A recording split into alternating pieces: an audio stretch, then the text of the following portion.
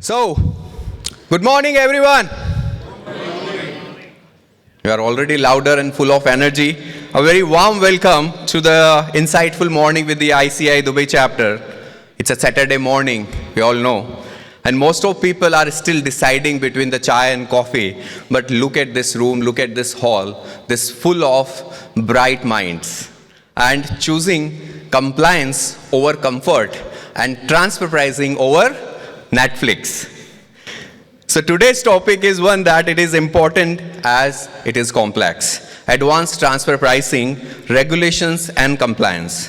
Before we dive into the session, in our last event, how many of you were present in our last event, the CT return filing?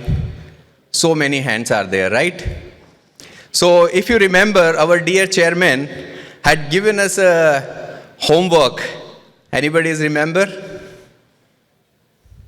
He had given the homework to memorize the national anthem and our ICI motto, right? So if you remembered it, you are going to get the full marks from our chairman. But if you don't worry. Just stand tall and sing along. Because more than remembering the words, it's about remembering the spirit behind the national anthem. So the gratitude we owe this to both nations, the gracious host, the UAE, and our proud homeland, India.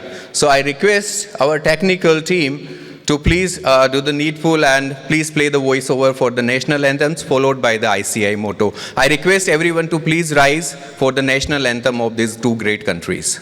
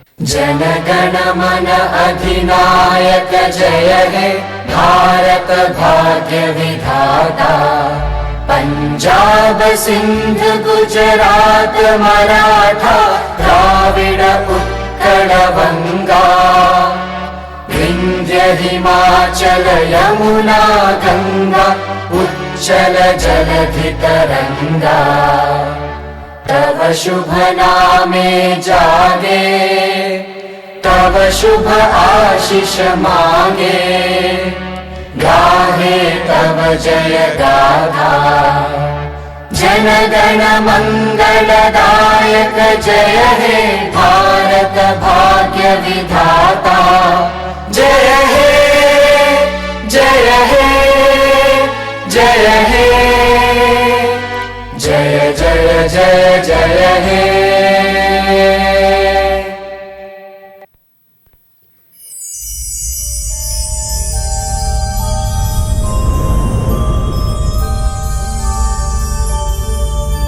य एष सुप्तेषु जागृति य एष सुप्तेषु जागृति कामं कामं कामं कामपुरुषो पुरुषो निर्विमाणः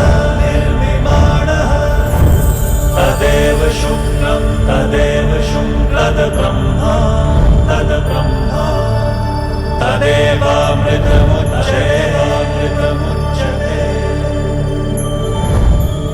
तस्मिन् लोकः शतः सर्वे तदूनात्यपि कश्चन एतद्वैता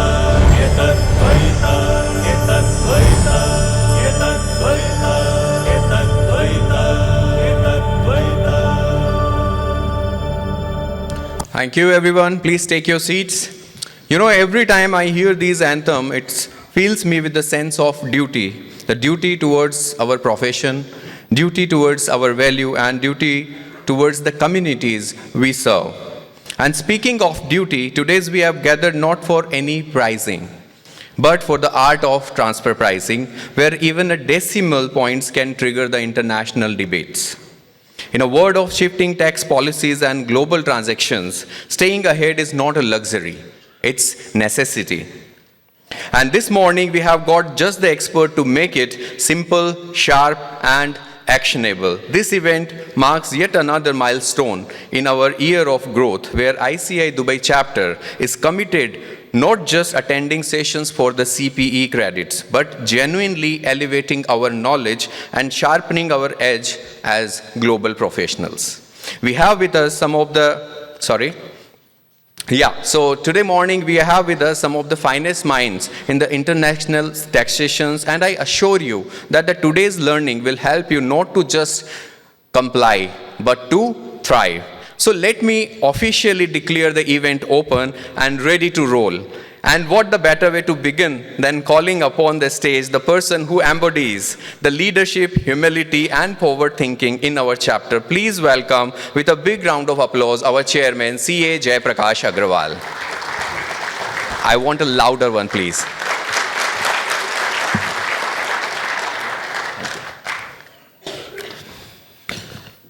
Good morning, ICI Dubai. Ah, lovely.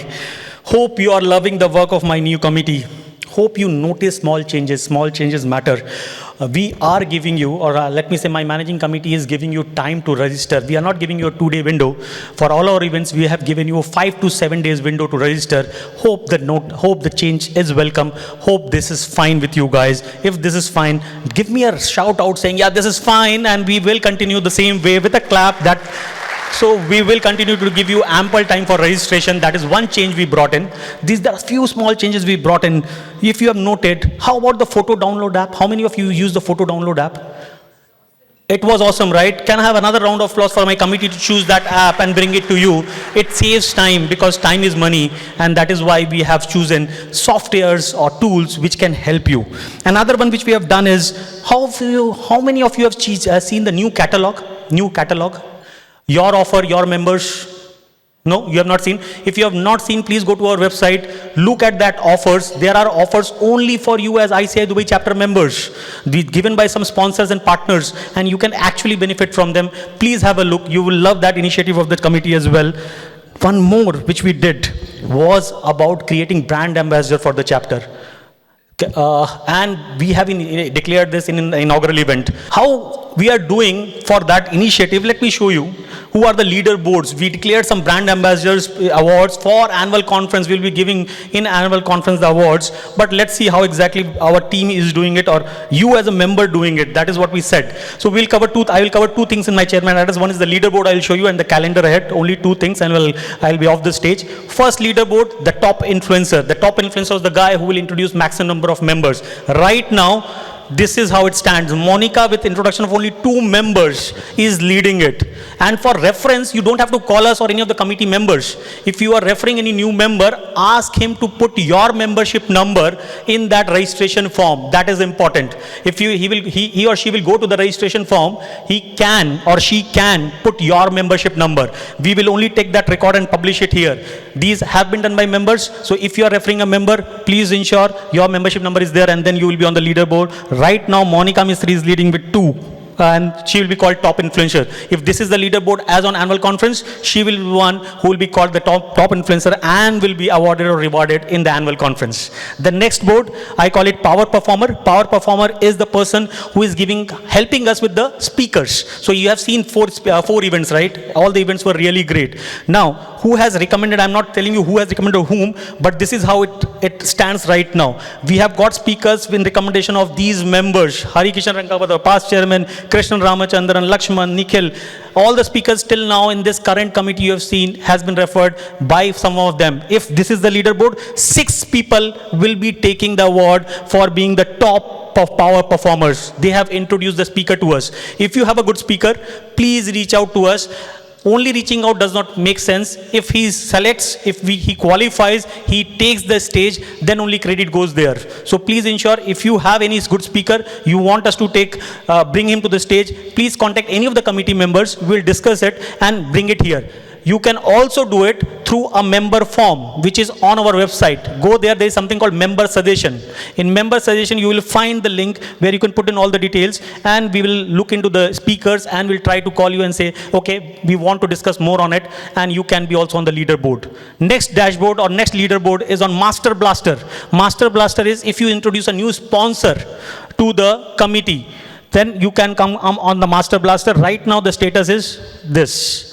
No one has referred any of the sponsors till now, so you have a chance to come on this dashboard if you introduce a sponsor to us. Again, same member suggestion form in your website. Go check and put in the details. We are ready to follow up. Only you have to take the initiative to introduce to us, and you can be one of the influencer or master blaster for the chapter. These are the leaderboards. This is how my team has performed. This is how you have performed now. Now let me move on to the events. The event now. Hope you are loving the sessions which are being organized. We are trying to reach all. From motivation, Leander Pace, the first event. From leadership, Mr. Ramnath Kovind, the second event. Technical, IFRS masterclass of 2 days, which was conducted on 12th and 13th. Last week, on city filing, again by our stalwarts. And today as well is a technical session on transfer pricing. Our focus is on technical because we are chartered accountants body, but we are trying to cover all the other areas. We are trying to reach you on all days. We have done the event on weekday, on Tuesday. We have done on Saturday, and we have also done on Sunday. Forget about that. We are trying to reach at all times. We are trying to reach you in the evening. We are trying to reach you in the morning. And we are also trying to reach you in the full day sessions as well. Forget about that. We are trying to reach you in old Dubai, and today we are also in new Dubai. So what I'm trying to say, in short, my team is not leaving any stone unturned. And in the process, let's talk about today's session, which we are doing it today. Transfer pricing is not an exact science, my dear friends. We should understand that there is no mathematical formula which will work for you. It requires the exercise of judgment, both by the taxpayers and the tax administrators. If taxpayers and tax administrator requires to apply the judgment varies between an adult and a kid. What exactly the difference is? Difference is experience. Why I am doing this session today is there are two ways to get experience. One, to wait for the time when we get it ourselves and apply it. Second, to learn from the experiences of others. Today, my dear friend, my objective or my committee's objective was to arrange this session is to learn from the experiences of others. Learn to get that judgment to ensure that transfer pricing compliance works effectively in UAE. The agenda of this event is threefold. The objective which we are trying to achieve here is threefold. Learn from history and break the mystery. That will be the first session. Learn from history, break the mystery, where we'll bring to you, the speakers will bring to you case studies from around the world to understand how exactly transfer pricing is evolving across the globe and what we can learn and apply in UAE. Second one is see it and believe it. That is on benchmarking. What we want you to understand practically how exactly benchmarking is done. We have heard a lot about benchmarking. Everything requires benchmarking. What to do? No one knows. We have not seen it. Today you will see it and learn it. That is our second where Mithilesh Reddy will come in and show you what to do. Last question, last part is Mujhe Jawab Do. That is, answer my questions. 1 hour of panel, open questions, whatever you ask, the panelists will sit here and answer it. Hope you will love it, and thank you goes to my committee for organizing this. This is their 5th week in a row without any break, and they all are coming up with great sessions. 5th of April, 12th of April, 22nd of April, 26th of April, and today on 3rd of May. They deserve a bigger round of applause, sir, because 5 weeks in a row after their office hours, organizing this is not easy. But they do it for our profession. They do it for you guys, and I want to thank each and every member of my managing committee. If you were not there, I could not have doing the fifth session in a row. I also want to thank our members, because if you will not support us, then we will not be able to do these sessions. So keep guiding us, keep inspiring us, keep letting us know what we should do as a committee, because chapter belongs to every member and it is not only managing committee. Now, I move on to the next section, which was on calendar ahead. I actually planned for 4 days in May.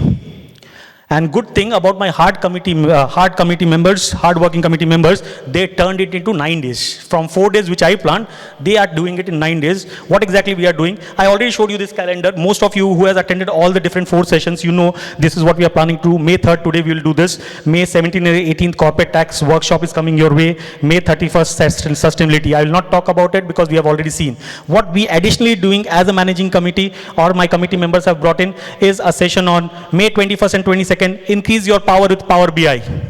Dikshit has arranged for it. Dikshit, can you stand up? Give a round of applause for Dikshit to arrange a session on 21st and 22nd on increase your power with Power BI.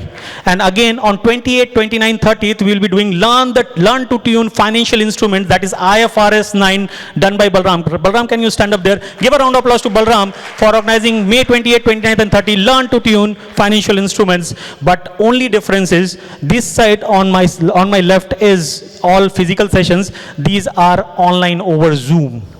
When I say online over Zoom, you will get a Zoom link, you register for it, and then you can attend these events. My dear friends, when you do a Zoom, when we do a sessions on Zoom, that is called unstructured learning. And unstructured learning works in 2 ways as per our chapter guidelines from ICI parent body. One, unstructured guidelines can be done by chapter.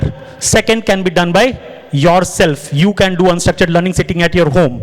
Now, my problem is, as a chapter, I have a mandate to only do 2 events in a calendar month of 2 to 3 hours each. We as a chapter can only do 2 calendar events of unstructured learning. So please note this, and this will also be required by different friends when they join and they say, we are not getting the CP hours. Then you will be my brand ambassador and guides to say, no, we have already been told that the first session which we are doing on increase your power with Power BI will do under chapter, right? But the 29, 30, 30, because it is 2-day event, we are already doing 2 events in a calendar month. We will upload your attendance. When you attend it, and you give your membership number, and when you are registering for it, we will upload your attendance, we will give you. But the moment you attend 29th, 30th and 31st, or 28th, 29th, 30th, that will be coming under self, and you have to apply for it.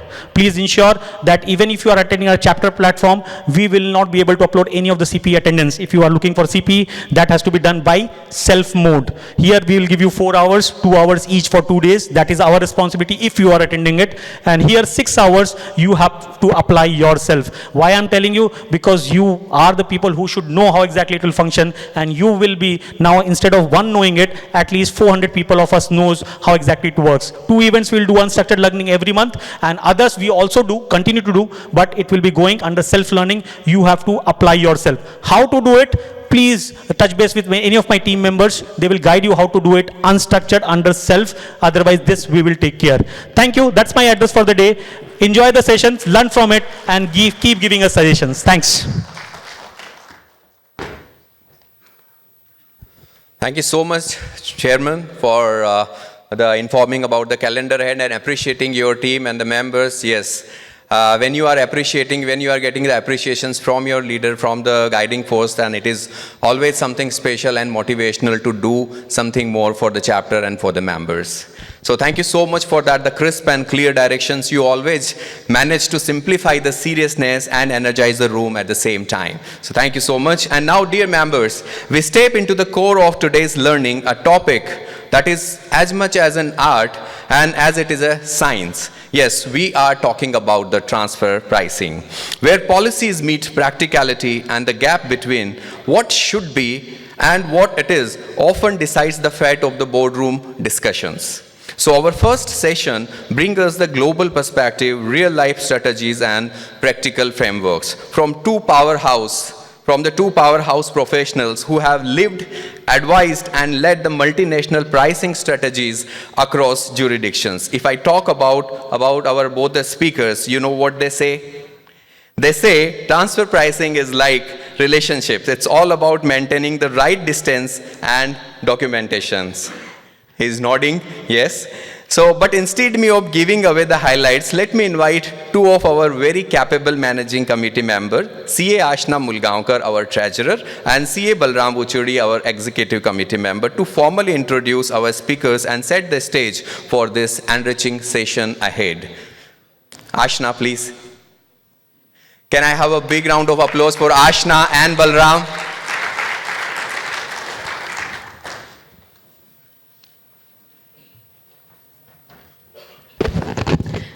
Good morning.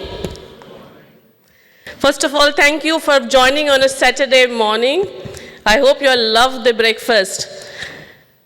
It is my absolute pleasure and honestly a bit of a challenge today to introduce someone who wears many hats, and especially when transfer pricing is relationships.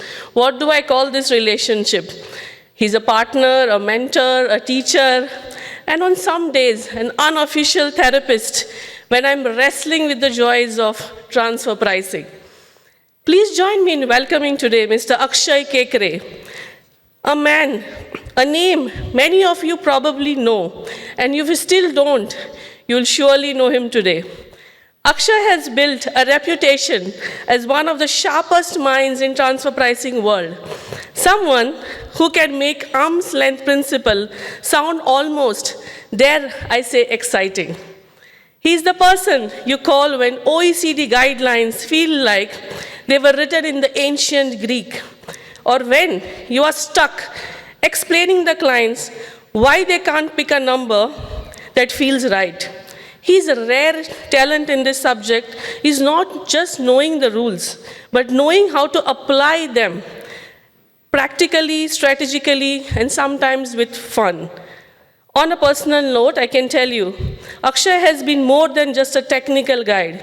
He's a kind of a mentor who challenges you to think beyond the numbers, who reminds you that behind every controlled transaction is a real business, and very real tax authority is watching you. He's awarded the highly regarded Practitioner 2025 by International Tax Review Committee. He's founded TransPrice in 2013 and built it globally, driven by the belief that knowledge grows when shared. So I would say, buckle up.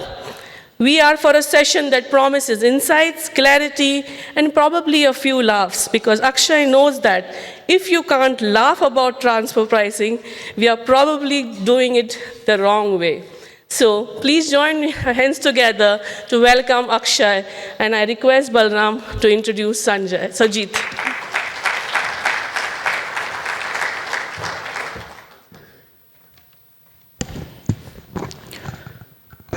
Good morning all once again. Whenever I meet or interact with some of the clients, they are not very happy about corporate tax being here. But in that instant, what I tell them is that you assume that FTA and Ministry of Finance is your business partner. They are your business partners with 9% only in profits. So if you think so, then most of the rules and interpretations do make sense logically and psychologically. Right. So if you have a business partner, obviously you have to make sure that your transactions are accounted properly. They are accounted at right price. That's what we're going to learn about in transfer pricing. So it is my pleasure to introduce a dynamic leader in the world of transfer pricing and international taxation, CA, Sujit Thakkar, my apologies. With over 16 years of experience spanning India and UK, Sujit brings deep technical expertise backed by a global perspective. He has worked with top-tier firms, including KPMG, PwC, and EY, and now plays a key leadership role at TransPrice Tax, where he helps shape innovative cross-border tax strategies for multinational clients. Sujit's career is marked by his hands-on execution of complex tax projects across industries as diverse as energy, defense, fintech, and industrial manufacturing. He has also built strong tax corridors between India and global markets, including Germany, Switzerland, the Americas, and UAE, making him a true international tax strategist. Beyond client work, Sujit is a thought leader, contributing to publications, speaking at global forums, and co-authoring insights that drive clarity in a complex tax environment. Dear friends, please put your hands together to welcome CA Sujit Thakur as well as Akshay.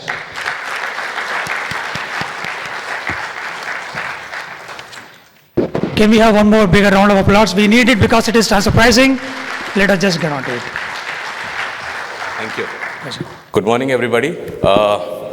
Thank you, Jai Bhai, for welcoming me here. Thank you, Managing Committee, for inviting. Ashna, I would say, great emotional speech from you. So I got a little bit emotional here. Nicely said. Not a traditional introduction from that generally we have. Being a related party, she has kept it at arm's length. So, great. So, topic of today, transfer pricing, don't pay any price, learn to price. Last week, I think we have great details about transfer pricing basics and TP compliance.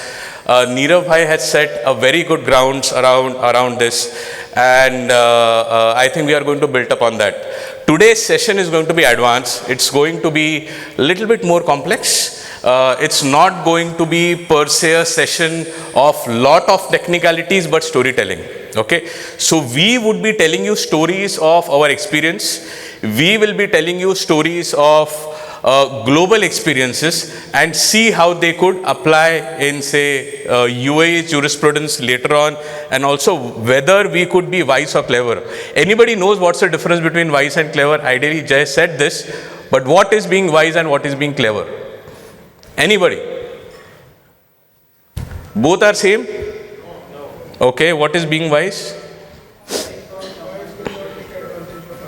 Okay. No, so being wise is learning from your own experiences. In transfer pricing, you don't want to be wise. You should always be clever. Being clever is learning through others' experiences. That's what we are going to cover today, okay? I just need the changer here.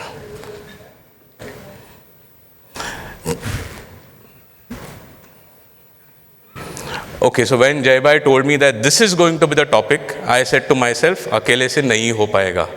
90 minutes talking about cases, I might put somebody to sleep. I said, I need a partner. And who could be that partner with whom I deal with transfer pricing on day-to-day basis? Operationally, heads it, operationally handles it. We have debated on multiple cases, represented at multiple levels. His experience at a global level in UK and India. So I thought even Modi needs a partner, so why shouldn't I? So Sujit is here taking stage, and we will debate out some things around here. Transfer pricing is all about art, is what we have just discussed about. But I feel transfer pricing is what we all are learning right from our childhood, right? How do we actually make decisions on day-to-day life? We are making transfer pricing decisions right from childhood. What is that one thing that all of you do right from the time you were a child, right from the time you started to speak? What do you do that is a life skill which is useful in transfer pricing? Not price.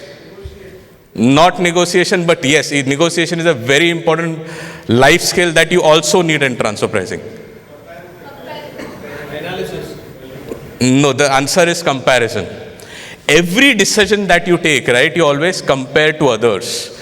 Right from your schooling, you are comparing to somebody else, right? Your marks, your grades, right? Appraisals right now, whoever are in industry, in consulting, yeah, you are always comparing to somebody else. He got 3, I got 4, I got this much bonus. Comparability and comparison is the foundation of transfer pricing. We all know that, but keep this in mind because what we are going to see in the case laws is all going to be comparisons, right? Let me give you an example. I love coffee. I'm a big fan of coffee. Sujit, do you love coffee? Of course. What type of coffee? Flat white, cappuccino, what? I love filter coffee, which I can get at any roadside tea stall. Or at my home, right? So. Yeah, that too. Yeah, but how many of you, including Sujit, go to Starbucks for coffee? Please raise your hands. Yeah. So if you love filter coffee so much, Sujit, why do you go to Starbucks? Starbucks is a brand, and I can expect certain things when I go to a Starbucks outlet. So it's quite simple. So firstly, the portion is large. I can wait for whatever time I want. The other consideration probably is you can see the audience. I would not like to take them to a roadside chai wala. I would prefer to take them to Starbucks because it is, if I have to talk, if I have to discuss, if I have to even just think out, it is a good place to be. So how many of you go to Starbucks just for coffee? Do you go only for coffee? Then why do you go to Starbucks? Experience, maybe the quality, maybe the aura around it, and you can sit there with Wi-Fi for the entire day, right? So when you are paying price for one coffee in Starbucks, you are not paying price for a coffee. You are paying price for an experience. So you need to dissect your price that you are paying across all the value chains in Starbucks. Agreed? This is what transfer pricing is when you do it in business, right? When you are thinking about buying a car, when you are trying to think about hiring somebody, it's all the decisions that you generally take in transfer pricing and say tax strategy. TP is not compliance. Anybody who says TP is compliance is, I would say, wrong. TP is more strategy. You lay the foundation and you build upon it. Okay? These are generally the characteristics. I'm getting technical now. These are generally the characteristics in transfer pricing. Dixit, I'm audible? Sujit, maybe if you can just come ahead and talk, okay? Yeah. So these are generally the characteristics that you find out. This is mentioned by OECD. Even when you are going, say, in Starbucks, let's keep the Starbucks example alive. So, Sujit, if you can just summarize these 5, which is characteristics, function analysis, contractual terms, economic circumstances, and business strategies. This will be important because cases will all discuss about it. We are not getting into arm's length price. We are not going to get into associated enterprise. Let's have a little bit fun here. Yes, Sujit. Yes, and we'll theme it around coffee. So, Jai Bhai already mentioned that transfer pricing is more of an art. It is art with a coffee. So, characteristics of property and services, we mentioned Starbucks. Starbucks has a bigger sort of cup of coffee. It had certain characteristics where you can customize it. You get other stuff like, then I'm coming to functional analysis now. You get other stuff like you can sit there, you can have free Wi-Fi, etc., etc. Then the contractual terms, you get an invoice. Invoice is quite large. It has certain points written that if you don't like the coffee, you can do this, you can do that, you can make a complaint. Not so much with the chai wala I mentioned before. The economic circumstances, yes. So one reason why I like that chai wala is because it is very close to my home. The Starbucks is like 2 kilometers off. I don't want to walk that long. So it is easier for me, economical for me to go to that guy.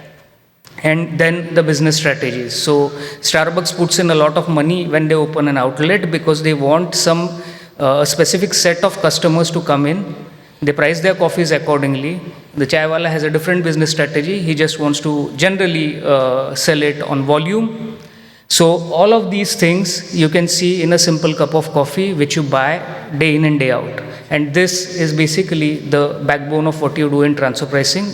Transfer pricing is same as your third-party transaction, only the party which you deal with is related. So whenever you are testing any transactions, now today we are going to talk transactions, you will always need to look at these 5 characteristics of the transactions. Either you differentiate or you bring similarities to it. So you always need to look at these 5 and move ahead. Most of the global cases that have happened, right, have failed on these 5. And we'll cover them. We'll get into transaction in a short while. This is a quick slide on how generally a transfer pricing process works. So that's a functional analysis, characterization, tested party, methods and conclusions. Characterization, I would say, is very essential, and most of our discussions again will lie around characterization. Tested party, yes, there is a science behind tested party. Which to choose, whether you want to choose UAE, whether you want to choose any other jurisdiction. But most of the jurisprudence around tested party is, it closes at the lower level. What goes at the higher level is more principle, right? So stories are written for everything else. Yeah? Okay. Sujit, you want to pick that up? Sure. We can normally sort of club a business into three broad buckets. You have trading of goods. Those goods need to be manufactured as well. So you have manufacturing of goods, and then there's services. So where you don't have any goods, you may use the goods to provide any services, but those are intangible services. You can't touch or feel them. Now, what happens is, in terms of transfer pricing, I'm sure you've heard it in your previous session. I understand you have been given the basics of what transfer pricing is, what functional asset and risk analysis is. So that's FAR. So the FAR profiles of each business, irrespective of whether it is a related party or a third party, would typically fit in one of these four buckets. The first one is no or low risk. So, for example, this is the simplest type of business. I have an assured business from somebody. I just run that business. I do it according to their direction. I deliver the product or the service, whatever it is. The obvious fallout of this is that my return will be very limited because I'm doing nothing. I'm just following instructions. Then we go to normal risk where, yes, I have to find my clients, I have to search for my customers, and yes, I may or may not get them, so I'm bearing some risk, I have to do some additional efforts there, I have to probably market, I have to probably do some quality control, etc. Then I have a high risk scenario where I am doing much more than simply trading or simply manufacturing for someone. I am actually taking the risk of trying to find a new market, maybe trying to launch a new product, probably, and all of that may get me good success or may even fail. So obviously I have a high risk of loss, but that follows with a high probability of a good profit margin. And the last one, which is probably the best of all, is the entrepreneur. These are the guys who actually innovate, they think of new ideas, they create big companies, they can start small. And whatever they do it like as an independent new innovation. That is the highest risk sort of function which they perform, because you really don't know, there's no precedent for any of what they do. So those are the entrepreneurs.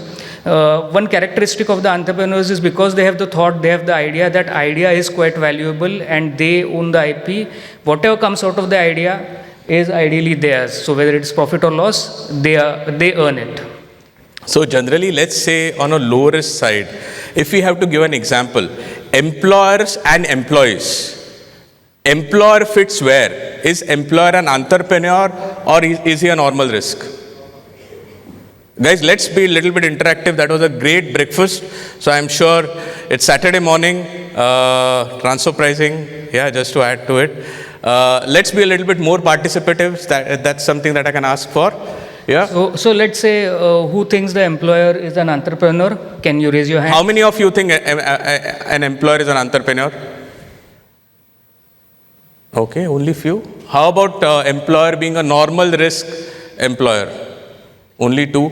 An employer is a no risk employer. None. How about employees? Where will you fit employees?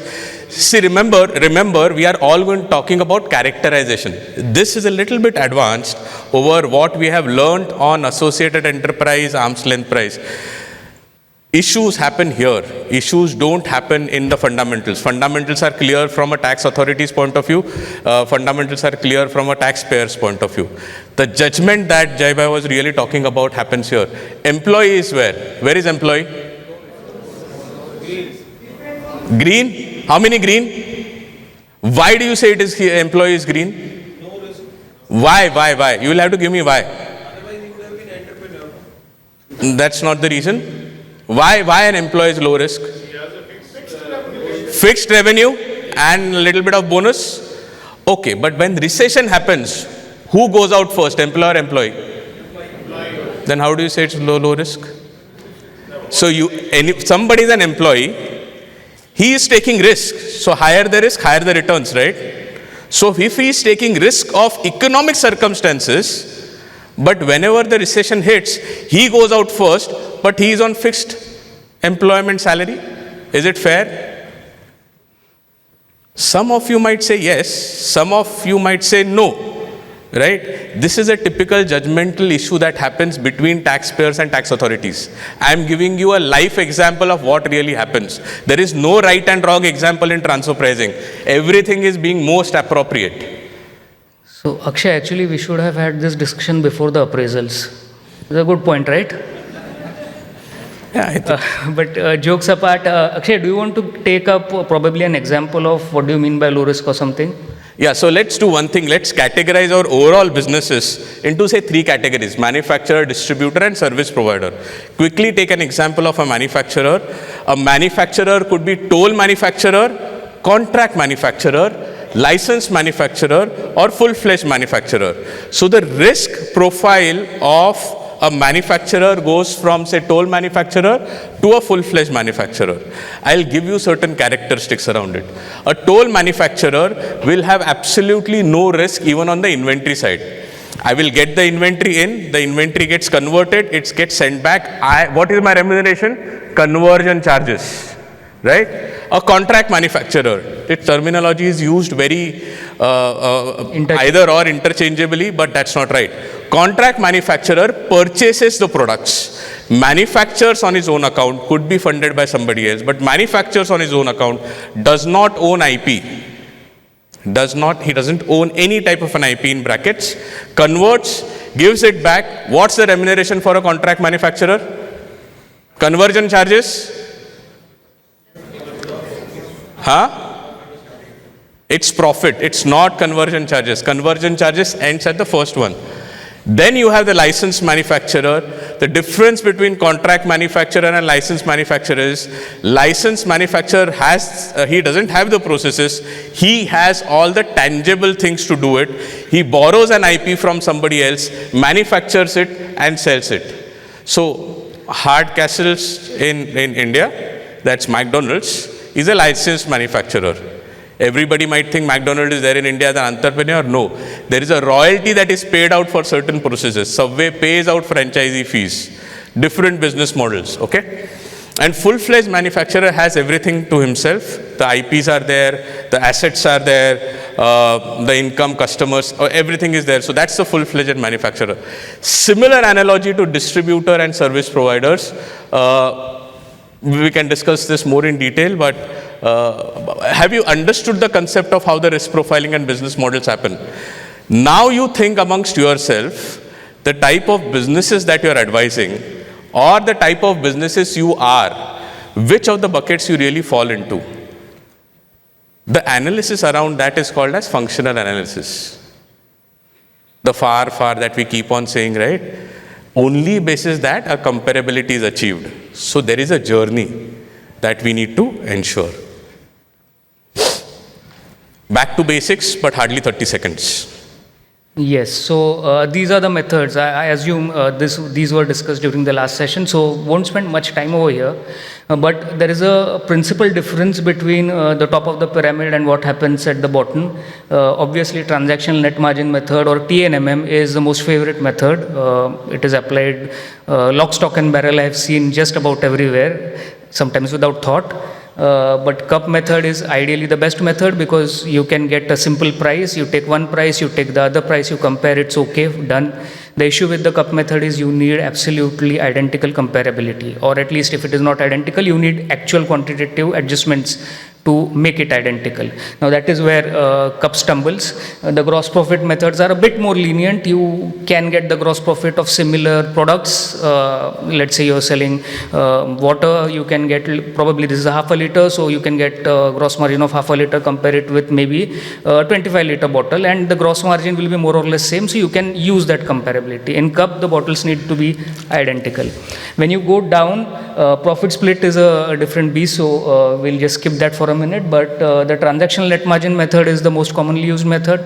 What happens in a transactional net margin method is you take the operating margin of what you're selling, the two bottles here. The operating margins will be more or less identical, whether you sell half a liter bottle, whether you sell 25 liters, or whether you sell a full tanker. So what happens is the businesses are structured in a way that if you're in the water industry, you will have more or less similar margins. And therefore, TNMM is supposed to be the most popular method. But one needs to understand that with the complications, TNMM being the operating margin method, if I'm looking at a toll manufacturer, which Akshay mentioned, I can look at any other toll manufacturer, irrespective of what products it manufactures, because the functions are similar. Whereas in cup, it's probably suitable for entrepreneurs where possible, because you can't really use a TNMM directly on an entrepreneur. The margins there include returns for IP, returns for the ideation, etc., etc. So you will have to then delineate those returns for those individual aspects of the transaction, which might be quite complicated. Yeah. This slide, I think, Akshay, you would be better to explain this slide, because this 3D terminology is coined by Akshay.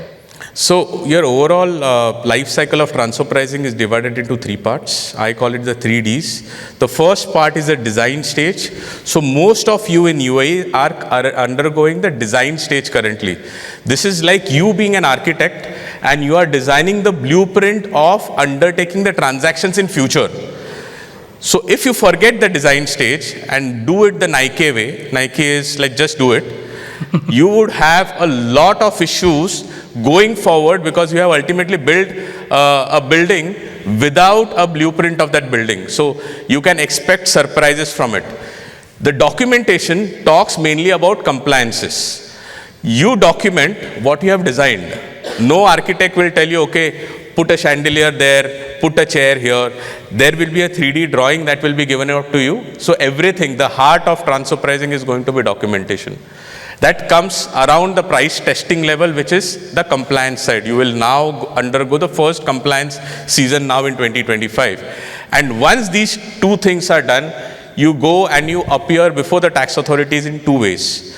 The first way is more proactive.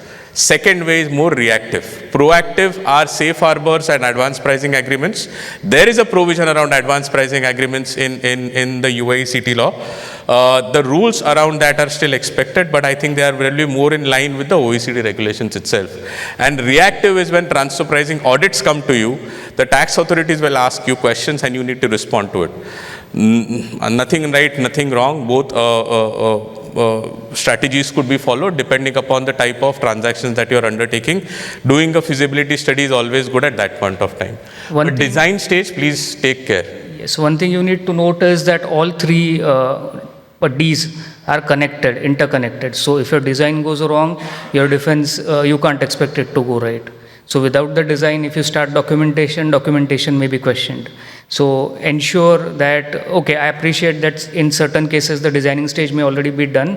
We are already at the return filing date, so what design will do. But ensure that, okay, compliances apart, that can be managed practically, but ensure at least at this stage you have the design appropriate to what your business is. And the design always follows business. It never is linked to any tax law or any tax provision. So out of overall 9 steps around transfer pricing, 6 are around design. So I'm not going to get into the details around it, because I don't want to keep you between the cases and us. Now this is the base of cases. Base erosion and profit shifting is something which is essential for us to know. And if you see, overall base erosion and profit shifting happens in 3 ways, and this is where the cases are. The first stand is around intellectual properties, right? 80 to 90% of the value of a business is driven by intellectual properties, which means a business cannot really see what value it has until and unless it's valuated, or basically a valuation is assigned to it. Most of the global issues are around the intangibles, right? Which is the second one, the royalties and the DEMPE. DEMPE as a word is coined by the OECD guidance, which means development, enhancement, maintenance, protection and exploitation around intangible assets. Okay. Some might say that I am having a very hard asset industry, full machineries. I don't have any intangibles. How true is that?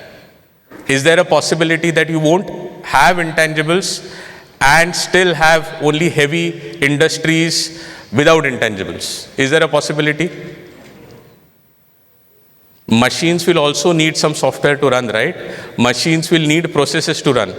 So that 80 to 90% also, the valuation aspect is followed even by those companies. So there is intangibles that we really need to look at from a global standpoint. You need to take care, because this is where most of the questions will lie.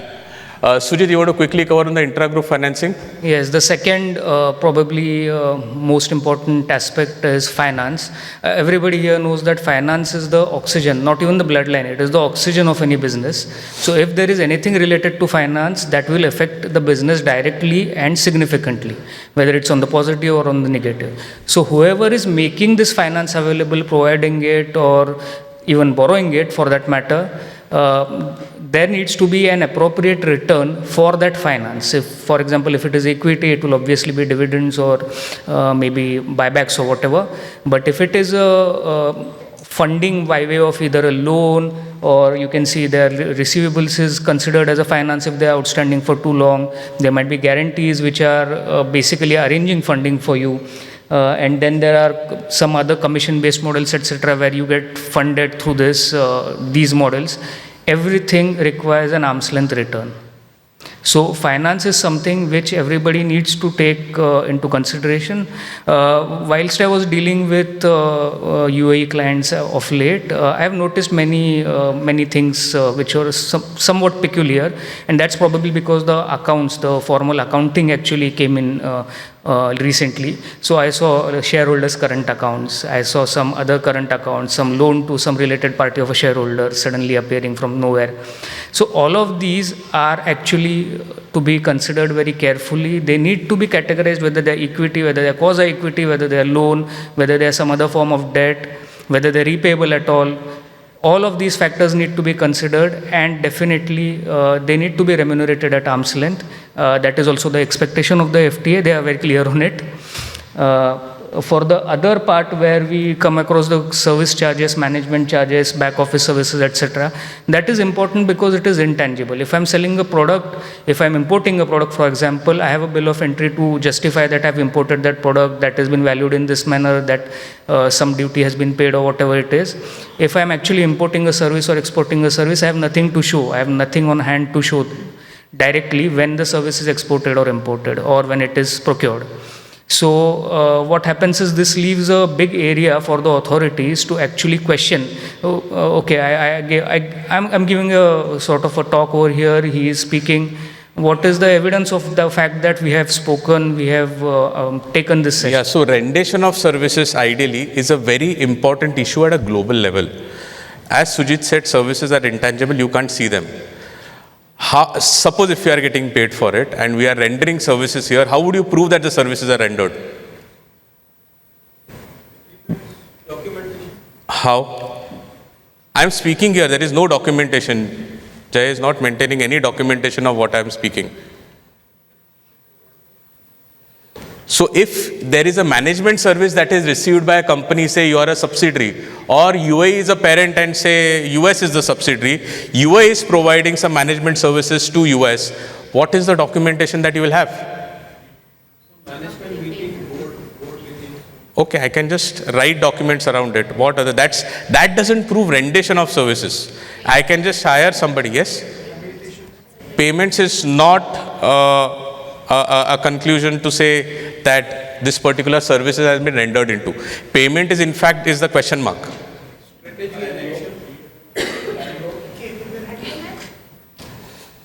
So no right answers, no wrong answers, right? I said, how will you document how will you prove what we are doing here?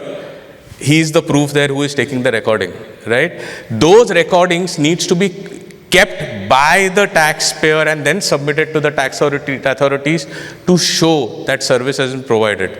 We both were recently advising, in fact, we were in the litigation stage where we are advising a geotechnical consulting firm around the use of ROV. Okay, the entire recording of how that ROV went had to be showcased to the tax authorities because the question was on rendition of services. And this is global, this will happen in UAE in future, right? So I think, Sujit, without much ado here, let's get into our first case. And I have stuck to the theme, I am stuck to coffee. So the first case for today is Starbucks. But before we get into case, this is a case of state aid. In Europe, state aid cases were very prevalent. There was Apple, there was Amazon, there was Starbucks, there were many. Few in cases, few in favor, few against. But state aid, Sujit, can you just explain, because you had European experience, can you explain of what state aid actually means? So state aid is quite simple. We have probably seen it sometime or the other during whatever time we have spent. So state aid is giving some sort of an incentive. It can be tangible, intangible, monetary or otherwise, giving some sort of an incentive to some private party so that they can conduct business from a particular region. And it can be, the state aid is typically linked to social benefits. So for example, if I have a region where I want more employment, I can ask somebody, or I can say that, okay, I'll give you free electricity, you just come and set up shop here. So the company which comes up, let's say General Electric, they come up and they set up a big plant over here. Now, what happens with state aid is General Electric gets free electricity. So they are at a big advantage compared to, let's say, any other machine manufacturer. The point from the authorities' perspective is that I need more employment. I'm not bothered about the cost of the electricity. If I get, let's say, 1,000 people employed there, that will be much better for my economy. But that gives an unfair sort of advantage to General Electric vis-a-vis its peers. So in short, Sujit, this is favoritism in some kind, right? Yeah, some sort of favoritism. In this case, transfer pricing, that is the advance pricing agreement, which sort of crystallized how the transfer pricing would work for Starbucks, was considered by the European Commission to be equivalent to state aid. So, transfer pricing is not simply tax. Yeah, so let's quickly get into the story of it. This company here, which is SMBV, that Starbucks Manufacturing BV, is predominantly a manufacturing entity. Okay, what do they manufacture? No, they are processors. The name is manufacturing, but they were processors of coffee. What do you mean by processors? You get coffee beans from a source, you just roast the coffee beans. If you give coffee beans to me, I will have tawa, I will roast coffee beans on that. That is what SMBV was doing. It's a Dutch-based company, Netherlands. First case is from Netherlands. Okay, so we call it Starbucks manufacturer. The entire roasting process, I said I will roast it on tawa, how difficult it is. The entire roasting process of Starbucks was given by a company by the name Alki, which is a UK-based LLP company. I have written LP there deliberately because it means it's a transparent entity, tax-free entity in the UK. Okay, it flows through. Very important. No substance of Alki ever. But Starbucks says Alki holds essential intellectual property in processing of that coffee, which is roasting. I will say how it takes 10 minutes for a coffee to roast, put you in this mixer and that tawa and everything, right? So the entire royalties for this process was devised by a mechanism along with something called as advance pricing agreements with the Dutch authorities. Now, looks like hands in gloves, but Dutch authorities said to Starbucks, let's use one formula. It's an advance pricing agreement, because it says the government is getting into an agreement with the taxpayer to say, before you enter into transactions, this is the formula that you continue using. The formula was, whatever will be your profits, let's say 30%. Starbucks used to get beans from where? Africa. Cheap, right? The cost of production or cost of processing was hardly anything. Let's say they make on this processing 30% as their own margins. They said, you keep a consistent remuneration around 9% in Netherlands. We are fine with it. Difference between 30% and 9%, which is 21%, will flow back to Alki as royalties. And what Alki does, it only has IPs which are given by US and registered through that UK LP company. No employees at all, no substance. Fair, unfair? Fair? How many of you think it's fair? Are you all following me? Is this case understood at least from this side? How many of you think it's fair? How many of you think it's unfair? Kahin to haath uthao. Okay. Great. So, unfair because I gave an example of 30 and 9. Now let me give you another example. It's not 39. I was making 5% in processing here, and I had to maintain 9% in the Netherlands. I don't have to pay royalties at all to Alki. Fair, unfair? It is fair? But now the same model, when I change the example, it is fair for you. The same model, when I put another example, which was extreme, it was unfair for you. I have not changed the model at all. Have I changed the model? Okay, I have just changed the numerics. So transfer pricing should have some amount of principle, right? So how it can be fair and unfair at the same time? So where is the issue? The issue is around how it is perceived, how it is absorbed.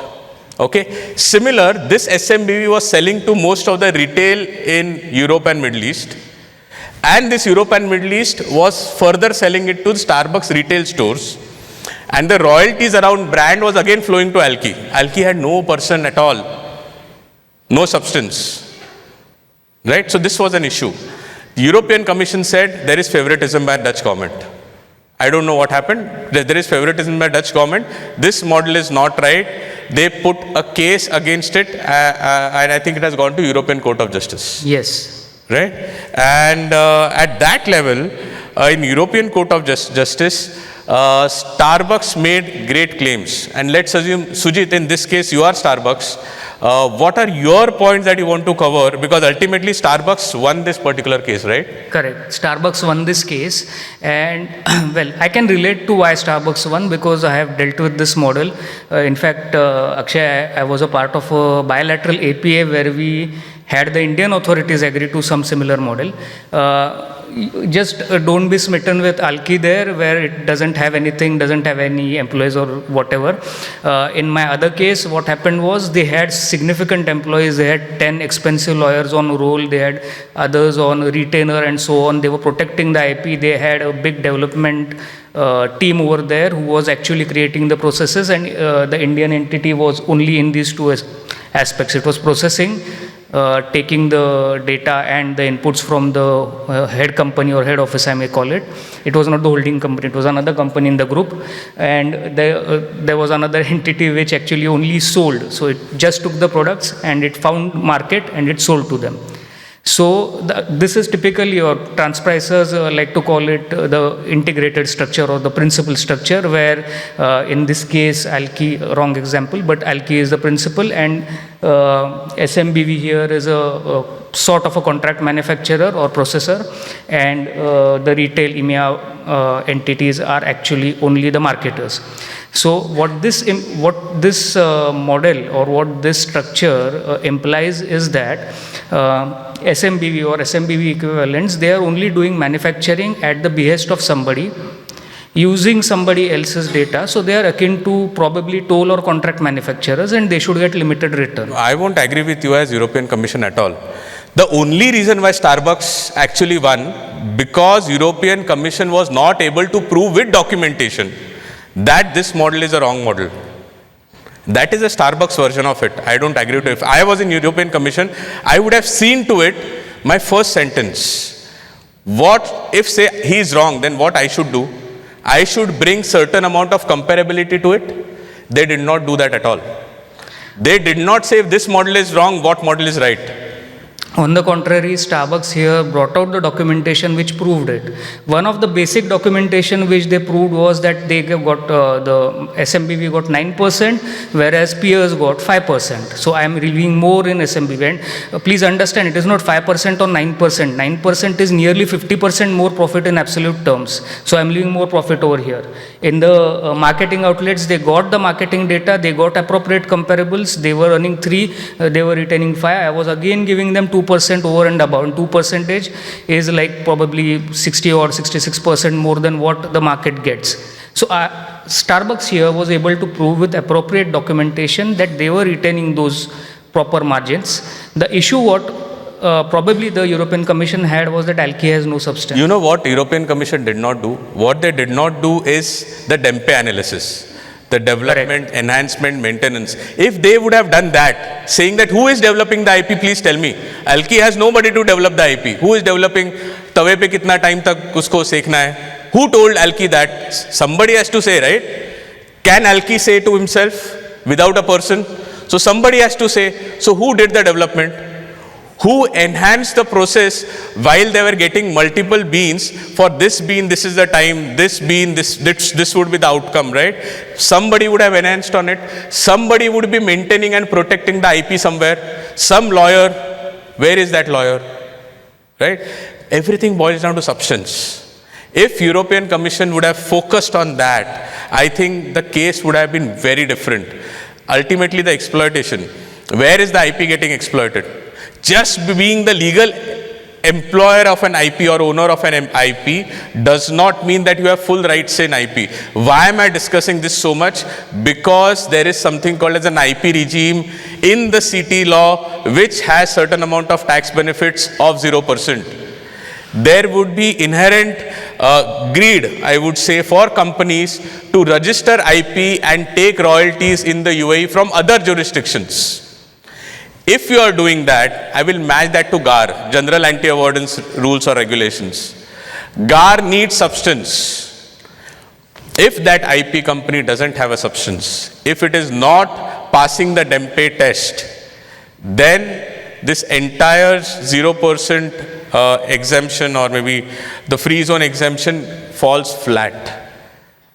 So please, when you are structuring your IP deals, learn from the Starbucks case. Maybe go to Starbucks, have some coffee, see this presentation.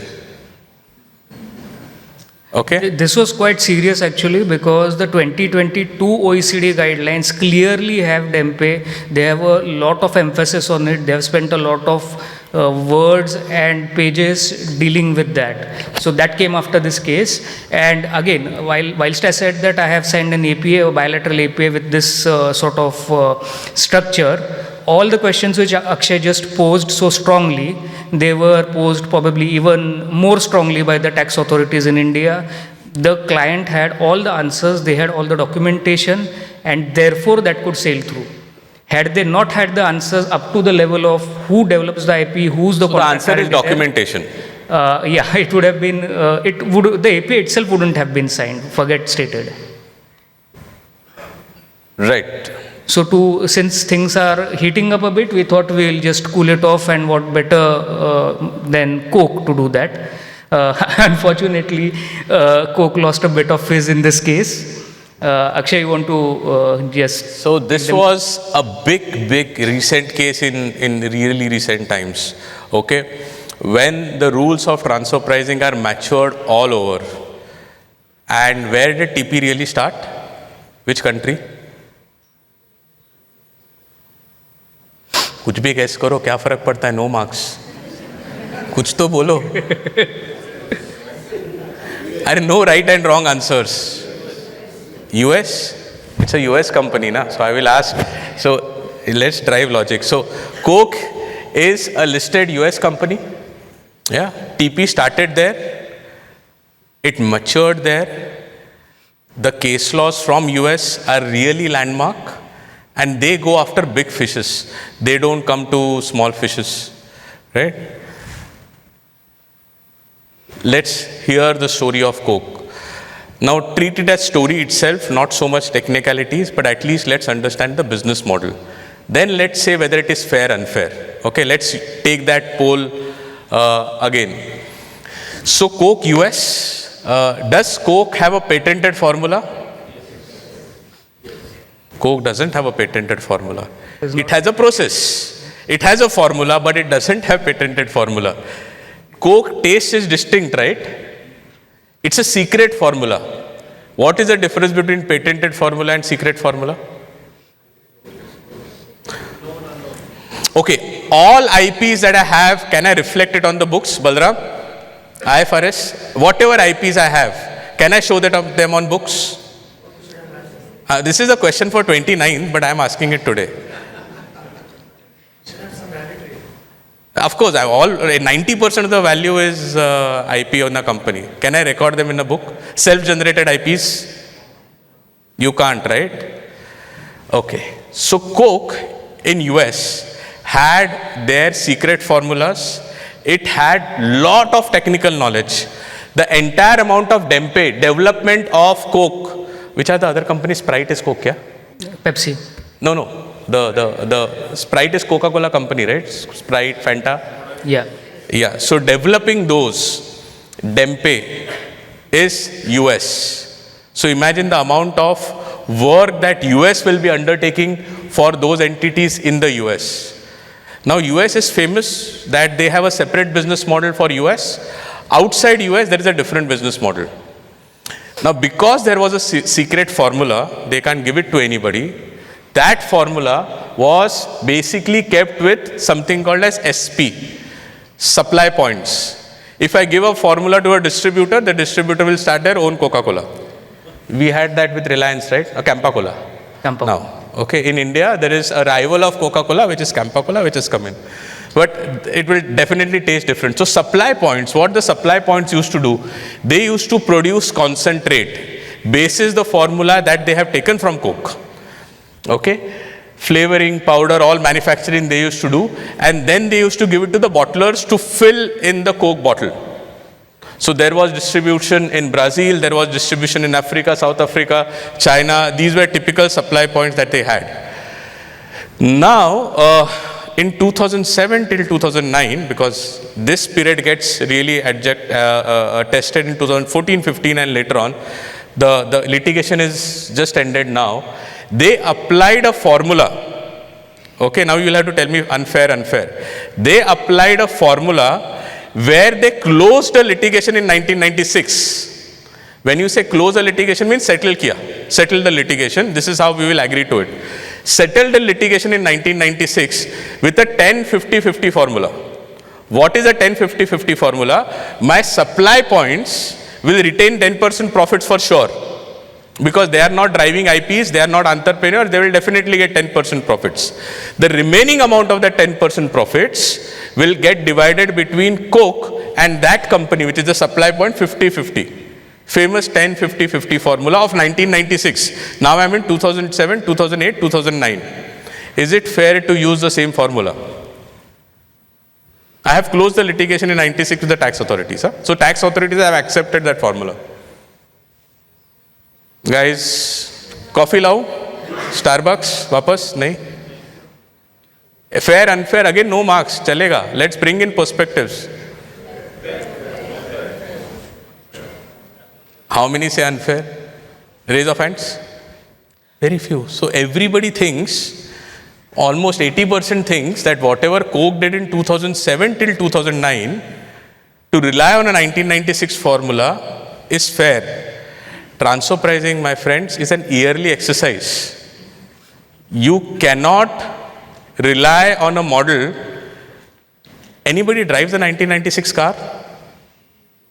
But how can a company as big as Coca-Cola drive a model which is 1996, that also just approved by the tax authorities? There is no scientific reasoning between 10-50-50, no technical analysis. Right? This is what the tax authorities caught. They said, and there was a tax avoidance here, by the way. This 50% which was coming back to US, right? What do you think? What type of 50% should come back? In which form? It's a profit split method. I have split the profits. Guys, I'm in advanced class right now. Think of the methods. Profit split. I have split the profit. Amount of profit that should come back should be like what? I have the IP owner. Coca-Cola is the IP owner. Royalty, everybody agrees it should be royalty. It was paid as dividends. That 50% was paid back as dividends, but claimed as royalties by supply points. So when you claim it as royalties by supply points, it becomes deductible in a country and non-taxable in another country. See, I may not be 100% factually right, but let's take it as a story. right? Because we have to learn from it. This is a fancy tax avoidance case. And that is what something that was held even by the US IRS going to the Supreme Court entirely, which is the federal court, stating that this is a very old formula, you can't use it. You have not done an actual DEMPE analysis. Contracts overall of Coca-Cola were not in line with the actual substance of that transaction. They also, so supply points also had some amount of IPs. How will supply points have some amount of IPs? Doing a transaction year on year, right? You will easily develop IPs on yourself. That needs to be remunerated. So what did US IRS do is they said, supply points, you are going to get continuous return of 10% or 15%. They applied something called as TNMM. US they call it what's comparable profit method. Comparable profits method. Yeah. The supply points overall had more than 200% of profit sitting there as compared to their net assets. Net assets 100, profits were 2 lakh. Something like that. Okay. So around 2.7 billion of adjustment which was undertaken by US IRS around this. Again, this is IP, so no DEMPE analysis, hardly any documentation, relying on 1996 documentation, not fair at all. And non-contemporaneous. So 1996 they were using sometime in 2007. I often get this question as to should I update my documentation this year? So well, they didn't, and they got a 2.7 billion tax bill. So this is a quick summary on what went wrong, but we have to understand the learnings out of it. Sujit, you would want to summarize quickly? Yeah, the first thing is that no business stays the same. We discussed toll manufacturer, let's say limited captive service providers in a slide before. But even if I have a limited risk service provider, over a period of maybe 5 years or 10 years, the employees get more experienced. So they will be doing something more. They will be creating some sort of an IP there. So maybe not each year per se, but at least periodically one needs to actually look at what actually the business is doing. Whether there are some, I have a software development service provider. Has he developed his own code for some software, or has he customized an app in his own way? It's quite possible. It's quite easy to do for people who know how to develop software. So every year one needs to at least refresh what you are doing, and in a period of maybe 2 years, 3 years, one needs to look at the business, whether it has evolved. It always evolves. It had evolved with Coke because the supply points, they were running 200% of their assets. That's beautiful business if I have to get into. Just put an asset, get 200% every year of that asset. That is unfair, unfortunately, because that robs of tax for one or the other jurisdiction. So the first 2 case laws were on IP, if you see, and these were global big giant case laws. Please take care of IPs in UAE. It's too precious to get into litigation around it. Do proper benchmarking. Think thoroughly, because you can't see an IP. The only person knows that certain IP exists is the business owner. Speak to the business owner, the managing director, the CFO. That is the type of strategy that you want to place in. Learn from these particular case laws. It's not today that people will haunt you. It's 3-4 years down the line when you will be questioned for using certain IPs the wrong way, right? From your gas example, let's come to the actual gas, Sujit, which is Chevron, okay? Again, a US company, but this is not the US case. This is an Australian case. Sujit, shall I just cover the facts quickly? Yes, quickly. Okay, now we are getting into intra-group financing. I said there are 3 pillars, right? Services. So first, IP is what we have covered. On intra-group financing, the Australian company here is the parent company for this particular case. It's not the US company. It's a regional holdco. It's a regional holdco, and there is a subco in the US which is called as controlled foreign company, which means there is 100% control of this holdco on the US CFC. Okay, CFC is a subsidiary. Holdco needed money. Okay, now this subsidiary borrowed USD 2.45 billion by raising it through commercial paper in the US. It had a good rating. Chevron overall had a very good rating. So around 1.2% it borrowed from the US public to give it to Chevron Holdco. My question to you, if US is getting that much amount as a subsidiary and parent needs funding, what will I do? No complicated TP question, simple business model. What? SPV से क्या करेंगे? Give me a very, it's not difficult question. There is, my subsidiary has lot of cash. My parent needs funding, what will I do?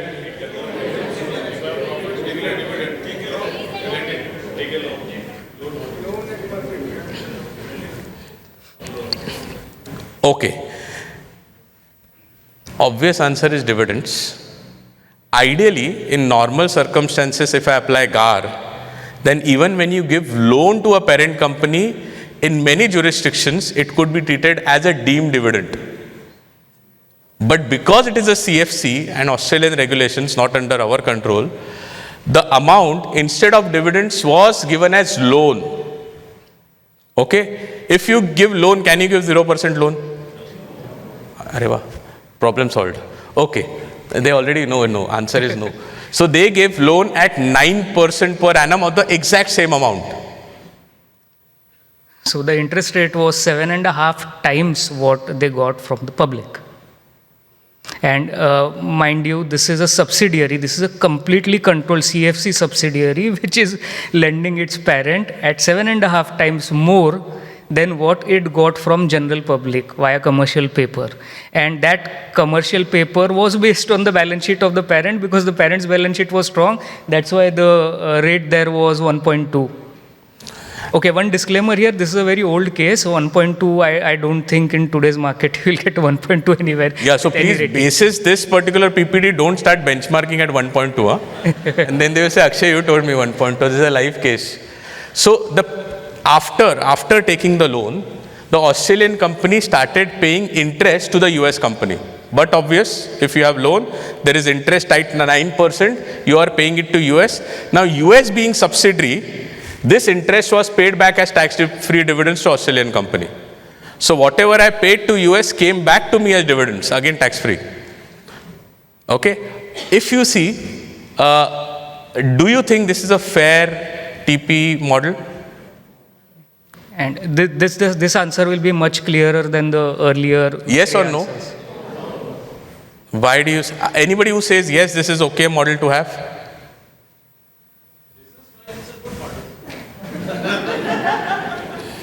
This is exactly what we want to avoid.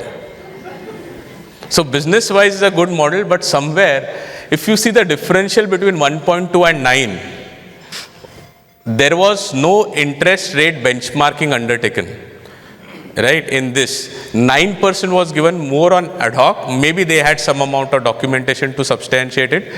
But the difference between 9 and 1.2 is very hard to believe that's a fair business model.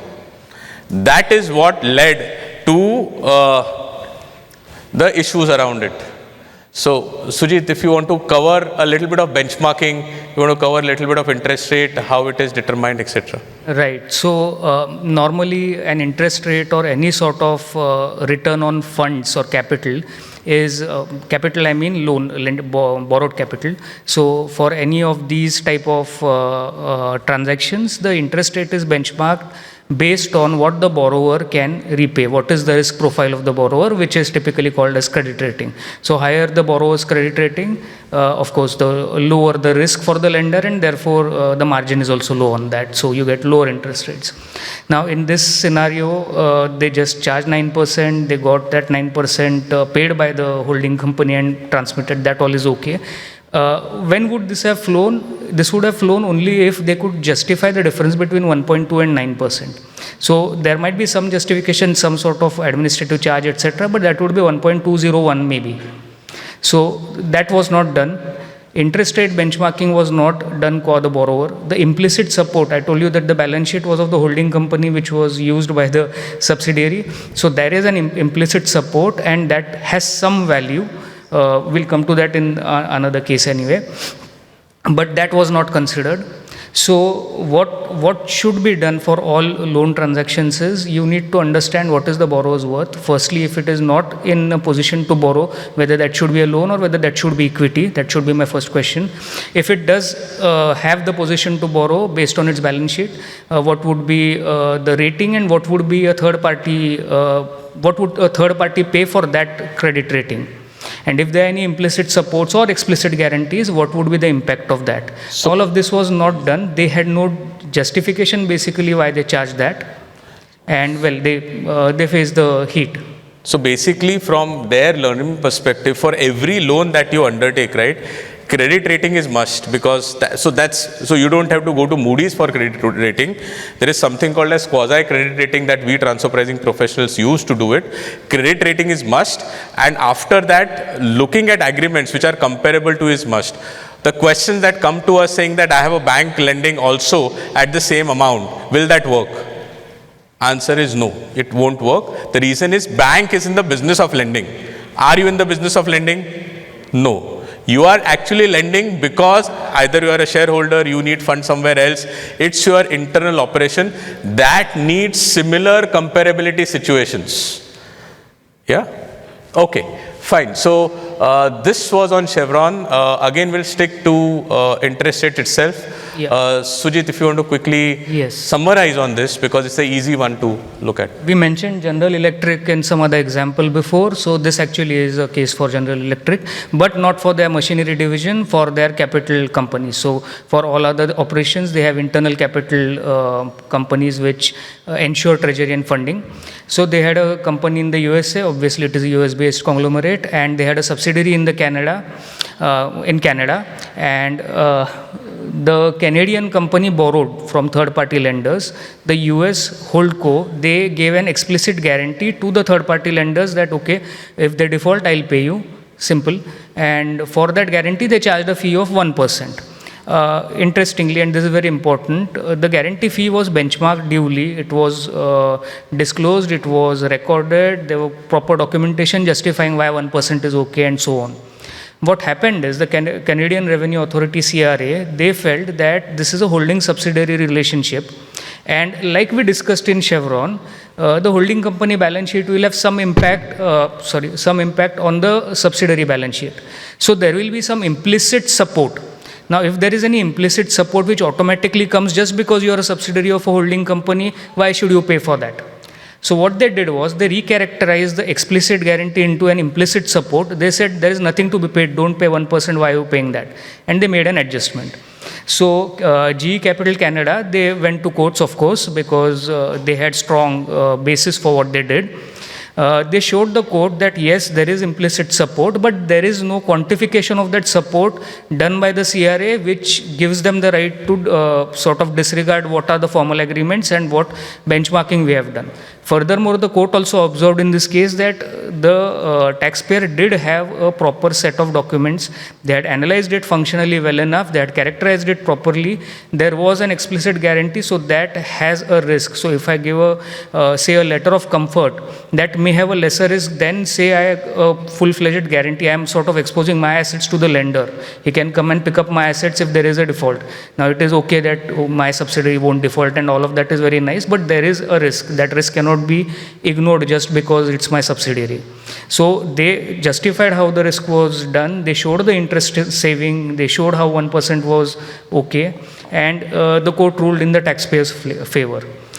This case was also quite landmark because in the 2022 guidelines of OECD, they have dealt with this topic quite in detail. So they call it passive association. So if being a part of a group, I get some group benefit. So if I'm part of a GE group, even in the UAE, I will have some benefit of the GE name, and they know that they have sufficient assets. Any bank will know that GE group as a whole has sufficient assets here, and therefore there is passive association. So they have a detailed discussion on that. Sujit, let's ask them basically, first of all, do you think that guarantee is indeed an international transaction or a transaction in itself? I am giving a guarantee to a bank. Yes. It's not a related party. I am not a related party to bank. How it is? So let's do it this way. I am giving a guarantee to the bank on, let's say, is my related party on his behalf, and that's it. I am not even telling him that I have guaranteed you. So where is the transaction? I'm doing a transaction with the bank. He is not doing a transaction with me. There is no related party. There is no related party transaction, right? I am not charging any commission or anything. In Then this why are we case, discussing?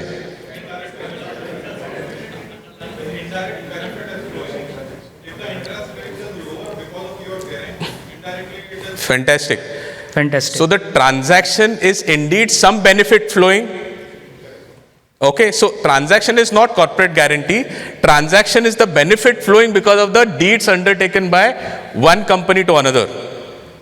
Okay, one company is taking an additional risk when it is assuring on the financial side. That is explicitly it is saying, because of which, say, in this case, Canada's credit rating went up. It was an explicit guarantee. It's a risk taken. So on any risk taken which is very explicit, now there is a concept of shareholder activities, there is a concept of, say, duplicate services. I would say just because he's a part of Tata Group, my credit rating goes up. These all cases, they don't need a remuneration. But wherever there is an explicit risk taken, that needs a remuneration, right? This is what it talks about. So intra-group financing we have covered. We have covered the basic loans and interest. We have also covered guarantees, which is more of a risk element in the intra-group financing. And yes, the undercurrent to all of that is documentation. You might have noted everywhere here where they had sufficient documentation which had substance and which matched the business of the underlying transaction, the taxpayer did succeed. Okay, let's go to Altera Inc. Now, there is a typical term, cost contribution. Okay, cost sharing, किसी ने सुना है? Cost allocations किसी ने सुना है? Any difference between cost allocation, cost sharing and cost contribution? Is there a difference or only English terminology? Or let's forget allocation for a moment, cost sharing and cost contribution. So how many think they are the same? हाँ, ये अच्छा question है. How many think that they are the same? Okay, one hand, two hand, three hand. How many think that they are not the same? Okay, लिखा है तो definitely अलग ही रहेगा, पूछा है तो अलग ही रहेगा. And how many think they need another cup of coffee? Those are the ones who didn't raise the hand. So cost contribution and cost sharing, the terms are common, and probably some sort of, let's say the process may have some overlap, but they are quite different. Cost sharing is where there is a cost and somebody else benefits. So Akshay benefits from probably the taxi ride which we took here. Yeah, or maybe yesterday's pizza that we had, right? So half cost was borne by him and half cost was borne by me. Because we incurred a cost and some part of the benefit was of somebody else, and I transferred an equivalent cost to that. That is basically cost sharing. Cost contribution, on the other hand, is to contribute something which creates probably an asset, generally an asset. So it might be a fixed asset, most of the times it is an intangible. So for example, if me and Akshay decide to write a book, we'll be contributing our hours, we'll be contributing what we have read so far and experiences to that. That will be a cost contribution, and that cost contribution will create some asset, something of value, which will be the book. Yeah, so let's continue this example of book. Against a book, authors get what? Royalties. So if he has put 10 hours in book and I have put 20 hours in book, should this royalty be shared amongst us? Obviously. किसी का no है? मतलब मैं नहीं दूंगा ऐसा नहीं है उसको. Okay, so what is the ratio that it will be shared into? 2:1. This is what simple TP says. There is a full chapter on just telling this. That if there is a cost contribution happening, then any royalties that IP gets divided in a way in which the cost contribution actually happened. Now everybody clear with what a cost contribution is? Okay. Now this case is for cost contribution where there are two companies of the same group. Altera, by the way, is taken over by Intel and now again spun off outside Intel. But Altera, they make semiconductor chips. Yeah.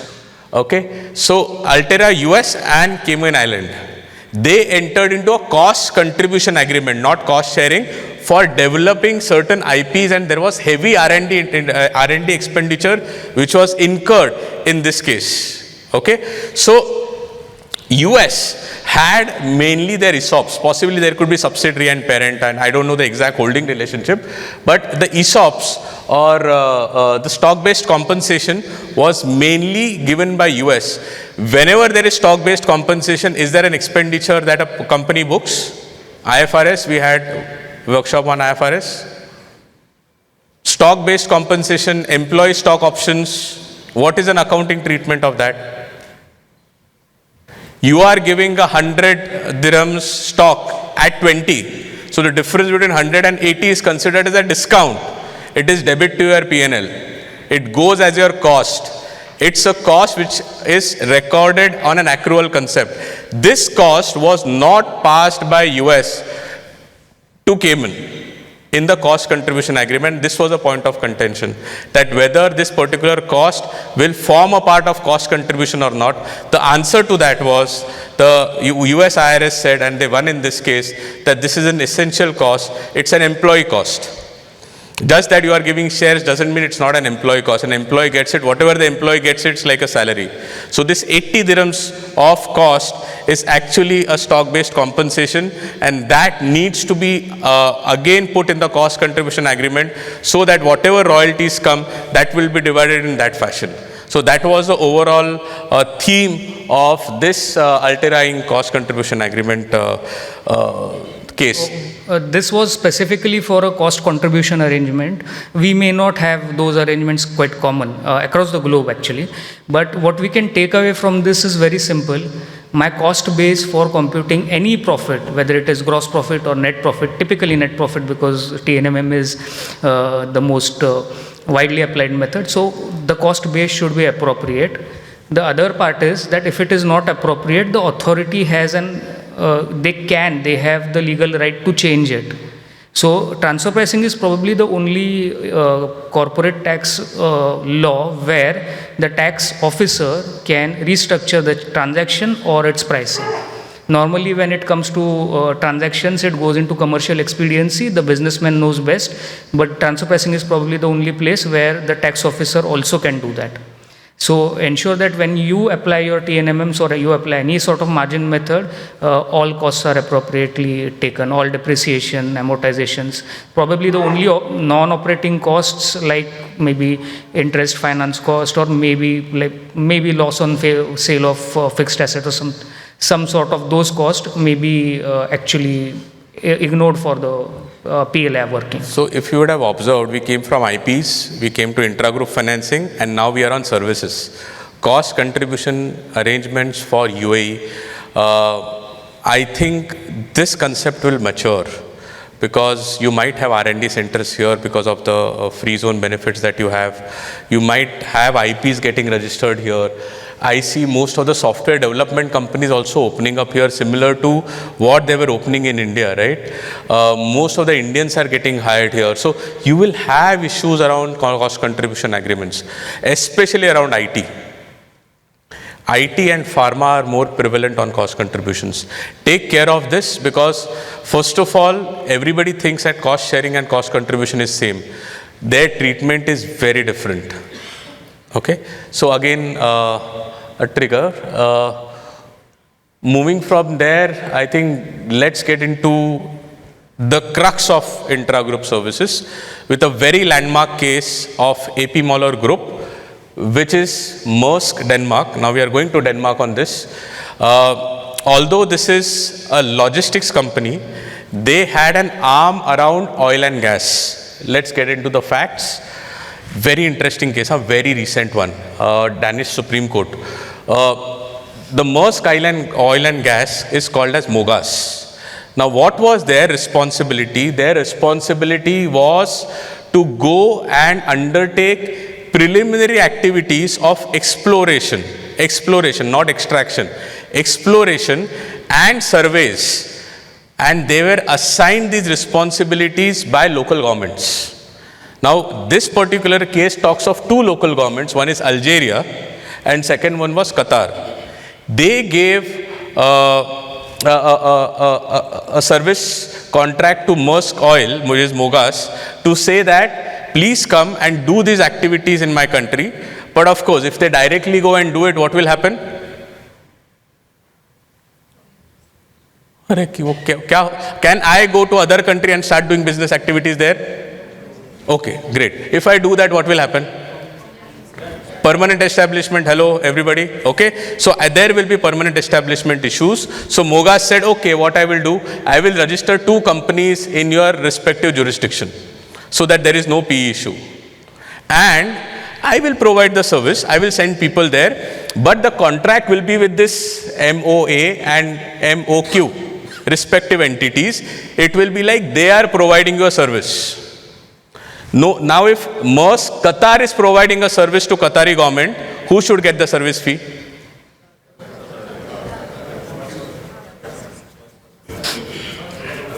We are 500, na? Okay. Again I will ask, if Mersk Oil Qatar is contracting with Qatari government, who will get the service fee? Qatar gets the service fee. Then what should happen? Who is providing actual services? Mogas. Then what should happen?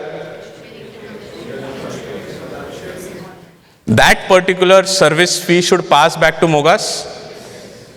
That didn't happen. They said, I am doing this because I am a shareholder of these 2 companies. These are preliminary activities. अगर उधर कुछ मिल गया तो बाद में तो चांदी मेरी ही है. So I will treat it as my expenditure.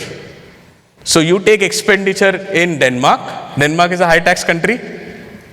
Qatar. Fantastic. So I keep all my profits there. Okay, I don't know so much about Algeria. I know about Qatar. But this is the business model that they built. On top of that, they said, these are my companies. So Qatari government, you don't worry at all. I am giving you performance guarantee. अभी इसके पहले कौन से guarantee का बात किया? Those are financial guarantees. These are performance guarantees. Performance guarantee के लिए no credit rating. This is a service transaction. So if I am giving a performance guarantee that if something fails here, I will make it good. Tatas, they do give performance guarantees at a global level, right? It's a complicated transfer pricing matrix. So when this happened, Mogas did not receive a penny back in terms of transfer prices. Everything was over here, right? If you can say that this is not a shareholder activity, this is something that Qatari company shouldn't have kept with themselves. The Danish Supreme Court also said the same thing, which means जहाँ से service provide होती है वहीं पे पैसे आ जाने चाहिए.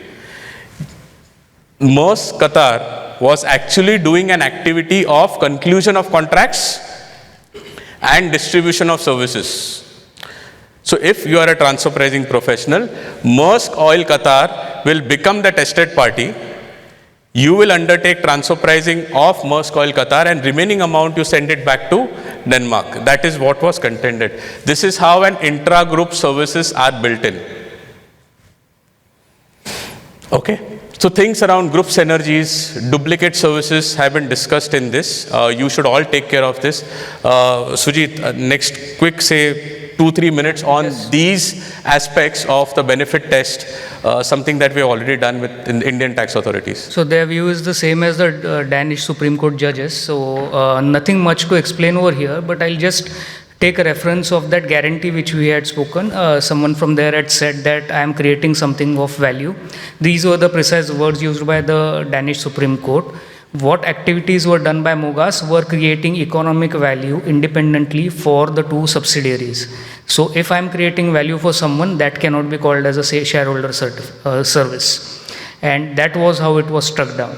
Again here, the point was that Mogas of course pleaded that these are group synergies, everybody is doing that so they get some benefit incidentally. If I don't do this, the companies will fail, etc., etc.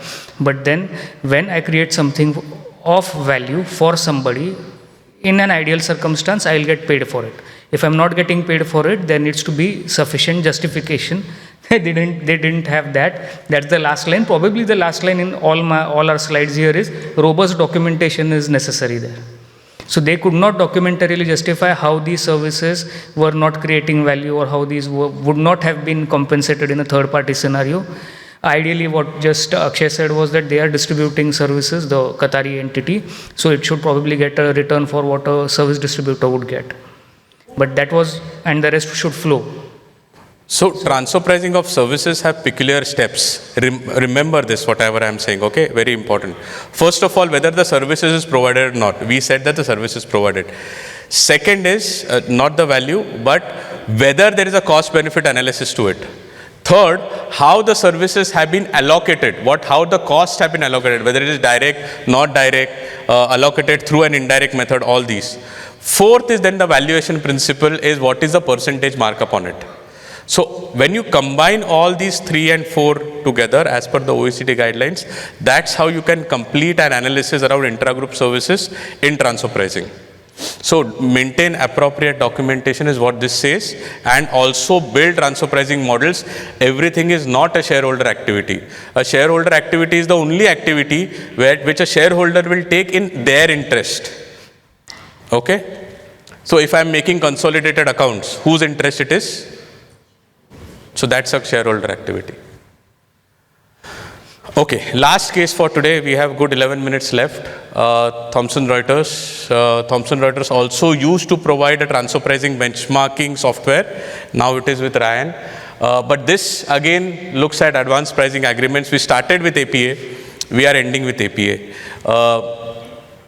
Just to give you the perspective on how popular APAs are. But this is a peculiar case on diverted profit tax. Okay, along with transfer pricing. I will get into facts. Sujit, you were in UK for almost 2 years. You have worked on diverted profit tax. So maybe 2 minutes on diverted profit tax. So diverted profit tax is actually a tax anti-avoidance regime. Similar to GAR, but this is specific, and this primarily deals with tax avoidance, where you have like artificially avoided some PE presence in the UK, or you have profit mismatch arrangements which create a profit mismatch, where more profit is left out of the UK, which does not match the functions of that entity.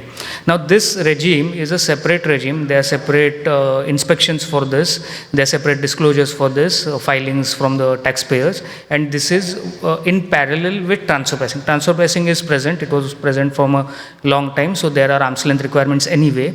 There is a bit of overlap here, that if you can prove that you are at arm's length in substance and in form, then you have a very good case to say that my profits are not diverted. What happens is, like we discussed in the first case, the advanced pricing agreement is something which we agree with the government directly. So in this case, HMRC. They agreed with the HMRC that, yeah, we'll have this sort of, basically my UK entities in this case are cost plus entities, and they'll get a cost plus return on 6 to 15% as per their functions, which was agreed for a period 2008 to 14, 6 years were covered in that.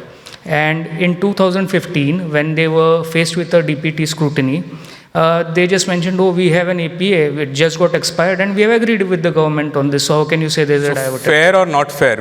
We also said about Coca-Cola earlier, that was a 1996 formula. This is a very recent APA between 8 and 14, where these companies, where they said, okay, you can have 6 to 15% profits.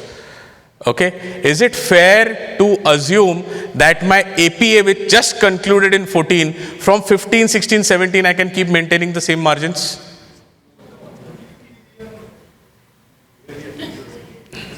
Chalo, maine acha sikhaya. APA is year on year, and that's the reason why it's not fair. You have to go back to the APA authorities and say, please renew it. If there is any other angle around DPT, please check it. They did not do that. I'm really not sure why they did not. It's a very big company. Ideally, they should have gone back and said, please relook at my APAs. High possibility they did not, because these companies between 2008 to 14 started developing their own IPs, and that came in this particular ruling itself. That when a service provider starts providing services, they inherently start developing some amount of IPs themselves. So this 6 to 15 wouldn't have matched the later levels.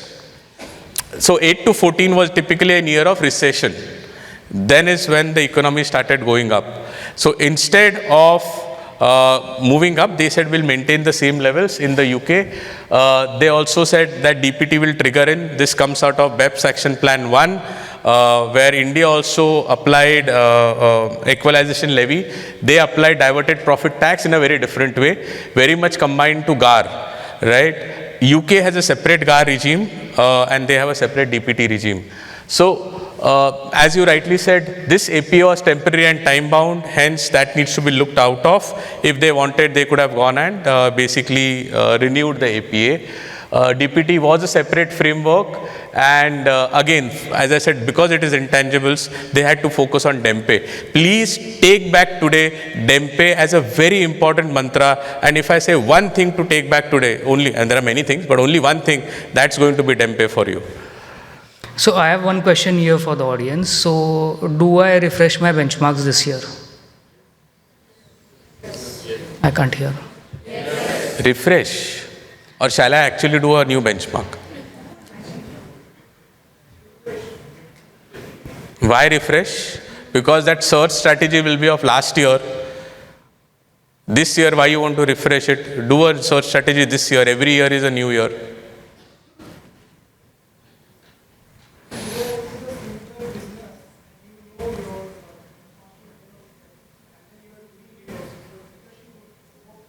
Okay, how many years you can refresh? Okay, they already know the answer. Yeah. Okay. Yes, the idea is that you can refresh for 2 years. You run a benchmark in year 1, 2, 3 will be refreshed, but that is only applicable if there is no change in the underlying facts and circumstances. That does not take away the responsibility for me to look at how my business is performing, whether there is some genius suddenly I have hired and he's creating IP. Okay, so if you refresh it, you should, the inherent assumption is that there is no change, but you should be in a position to convince documentarily that there is no change in the activity bill.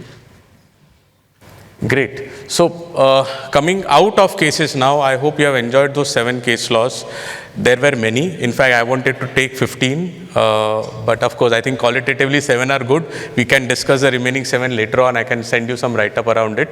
But quick practical steps, I think what you need to do for the UAE market is focus on your policies, okay? Policies means the blueprint, the price setting mechanism. First thing is something that you look into. If you don't have the policies currently, please get into policies. Around 90% of you will be covered by transfer pricing for sure. Okay? Because the UAE transfer pricing regime is special. It's not only international, it's internal, right? Not many countries have it. India has it, but it's not so popular. But many companies don't have domestic TP. You have major issues, and you will have major issues only with domestic TPs. International TP will not be much of an issue with UAE. Take it in writing from me. The reason is 9% is much better than anywhere else, unless you are dealing with Cayman Islands and all. Okay, talk to your key stakeholders, your MDs, CFOs, keep them in your good books.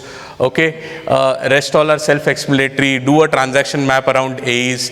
Put a process of how you will keep identifying new AEs. As tax sets or CAs, we don't know how to really look at AEs, but there is a process that you can set. Look if there are any type of leakages that would happen in your supply chain or value chain in future. So transfer pricing is a good tool even for supply chain analysis. It's generally viewed as, okay, what tax I'll keep where, but that is probably a byproduct. Actually, you can review your supply chain using this. You can see what is best where and what should be kept where. So it is always good to see that it is a transfer pricing exercise is linked to what the business does actually. Great, and always talk to people, take proper guidance, because business is going to be dynamic. One size will not fit all in this particular domain. You will need to take experiences and be clever or wise? Clever, great. Something that you can think about in future, which will happen in the UAE, first of all, there will be a big need for automation. The reason? Transfer pricing has matured in other jurisdictions, okay? We are now adopting automation. In UAE, now transfer pricing is coming. So automation came before transfer pricing for you guys. So put automation to start with, okay? That is something that I can advise on. It's negative, but experienced resources around transfer pricing would be few. We in India are still struggling. So proper guidance around this methodology, discussion with tax authorities is something that I can see in future. There will be increased compliances for all of you guys, which also means work, which also means expenditure. There will be increased level of transparency. This jurisdiction was not so much used to being transparent. Now you will have to be transparent without a choice, okay? There will be TP disputes that will come up. Maybe 10 years down the line, I will go somewhere else and say top landmark cases from UAE. Okay, so such type of jurisprudence will come in. Not case of landmark, I am saying landmark cases. Okay, yeah, and focus on tax planning. TP, the way how I have seen has matured in India also. Globally, it is a discussion point in the board. Okay, it's not a tax point, it's not an operational point, it's strategic. Okay, so these are quick takeaways. I'd not get into the details of this, we have already discussed. But I think point number 8 is important. I would say make a transfer pricing friend. Make a friend with whom you can speak transfer pricing about. Okay, you might be in any industry, TP might be applicable to you, not applicable to you. But if you want to be relevant in future, you should have somebody with whom you can speak about transfer pricing. Okay, I think with this, we have 1 hour, 30 minutes, 1 minute, 30 seconds left. Sorry. Yeah, so that's how we conclude, and I hope you got value out of it. Thank you. Thank you so much, Sujit Bhai and Akshay Bhai. Make a transfer pricing friend. Remember that. So, thank you for that. Please be on the stage for a few more minutes. Yeah, you're still left with the 1 minute, so we'll not let you go.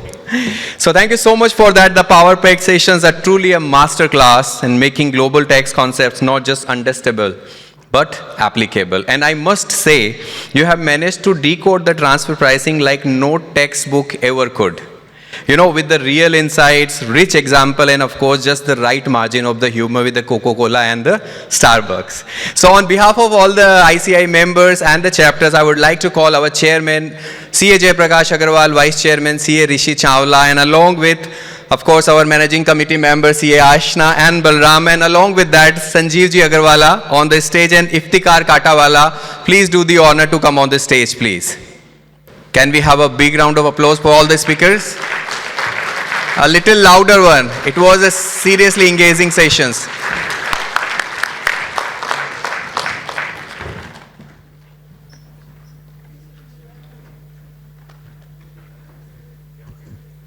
Iftikhar.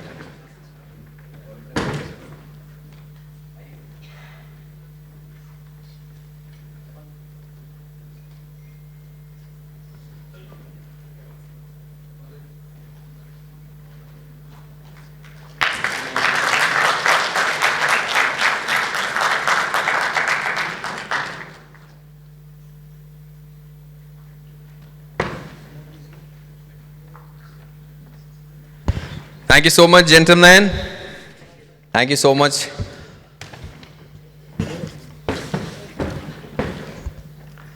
You know, today is a special day also along with these sessions. Any guesses?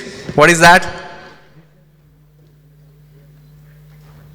It's not a CA day. Our alma mater, ICAI India, celebrating today on 3rd May, the Accounting Standards Day. Anybody knows about it? Our ICAI India is celebrating the Accounting Standard Day today. So let's place to serve with the professional excellence, pride and purpose on this Accounting Standard Day. So now moving on with the global insight still fresh in our mind, given by Akshay Bhai and Sujit Bhai, it's now time to localize the learning. Because understanding transfer pricing on paper is one thing, but applying it across border entities and ever-changing regulations, that's where the real challenges lies. Our next sessions titled From Global to Local will show us exactly how to bridge the gap with practical strategies and deep domain understanding. We are honored to have with us CA Mithilesh Reddy. As seasonal tax and regulatory experts, from APA filings to the BAPS documentations, from litigation to structuring, he had seen it all and simplified it for many. To formally introduce him, now I invite our executive committee member, CA Sanjay Gagrani, to do the honor. Can I have a big round of applause for CA Sanjay Gagrani? Over to you, Sanjay Bhai.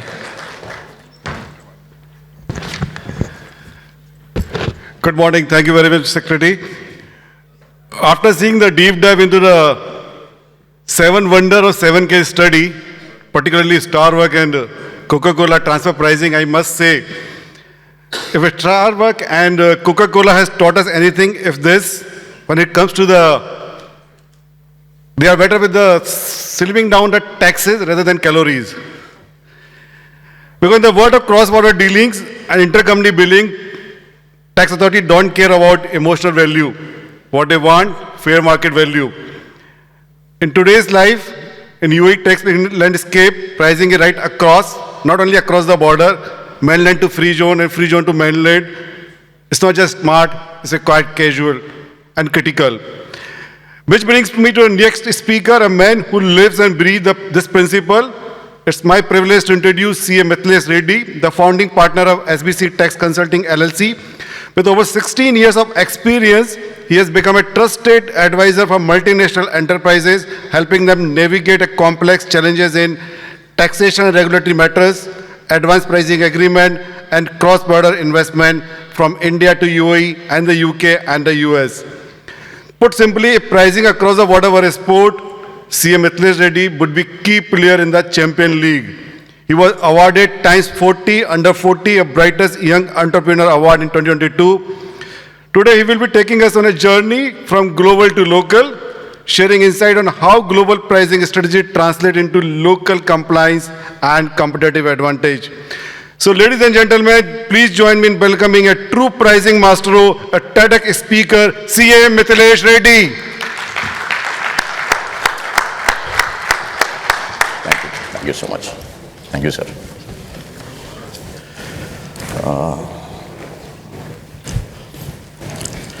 Hello, one and all. I think it was a lovely presentation by Akshay and Sujit from a global perspective.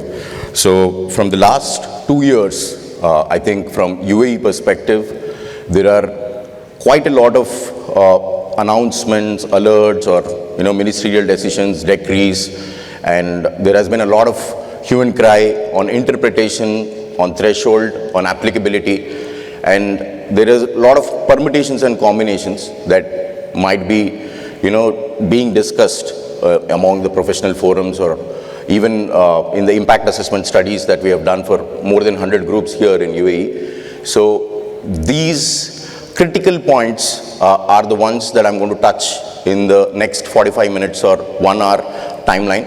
And we have covered mostly, all the frequently asked questions also in terms of the various forums and the presentations and the client discussions that we had. So please listen to each and every concept, and wherever it is very important and it's really required focus from a practical standpoint also, I'll stretch and I'll explain the relevant slides.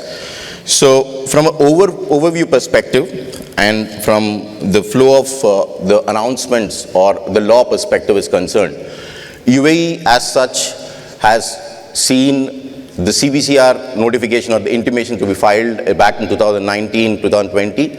But the point that has been, regularly being discussed in the last 2 years from 23 onwards is from the Decree 47. So Article 34, 35, 36 are the ones that are integrating the transfer pricing provisions into the corporate tax law, and arm's length price, the related party transaction definition, and the connected person definition have been given in the 3 articles. There are some handouts that are given to each of you covering the basic stuff of the transfer pricing law and the provisions and the important concepts. Because we're not covering them in the slides here, we have given them in the handouts. So wherever it is relevant, I'll keep referring to the handouts as well. So from overview perspective, we are going to cover the basic stuff at the same time, we are also going to cover the practical questions and the confusions around the transfer pricing law applicability. So if you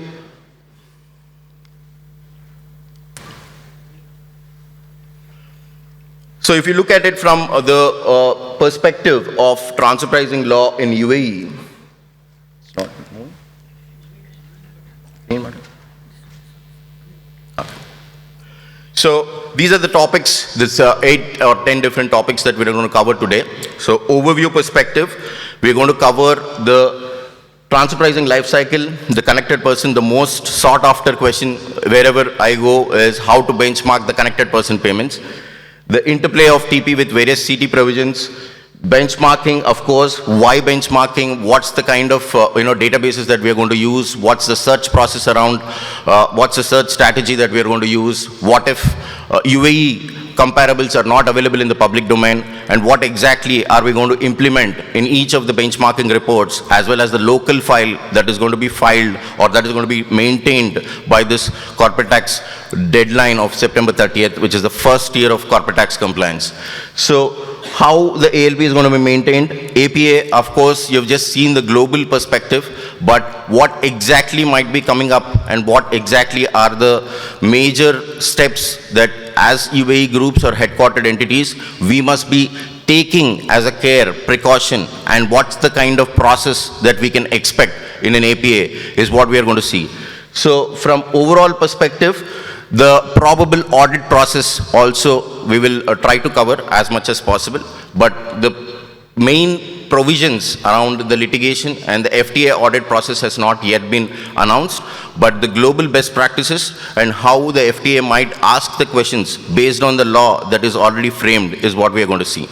So from a transfer pricing life cycle perspective, if you see the overall strategy as well as from the continuous workflow perspective, where UAE is currently standing from a global scenario is concerned, and what exactly are we going to do in the next 6 months or the next 5 months, of course, is this overall life cycle.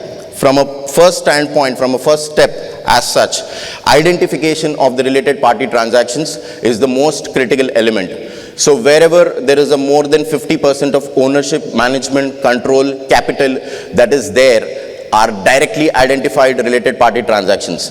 But what if there is a specific scenario of significant influence? In terms of IFRS, are we getting covered under such significant influence scenarios, or how is the exact identification to be done in terms of influence of the pricing, in terms of influence of the business conditions as such is the most important criteria and a repeatedly asked question among all the UAE groups that we have been working on.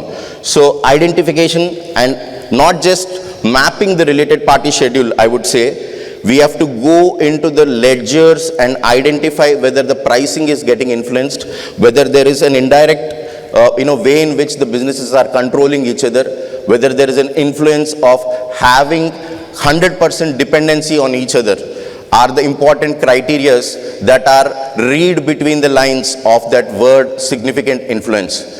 So you have to understand it's just not the 50% ownership, management, control, capital, but also the significant influence and the dependency on the businesses that would trigger the identification of related party transactions.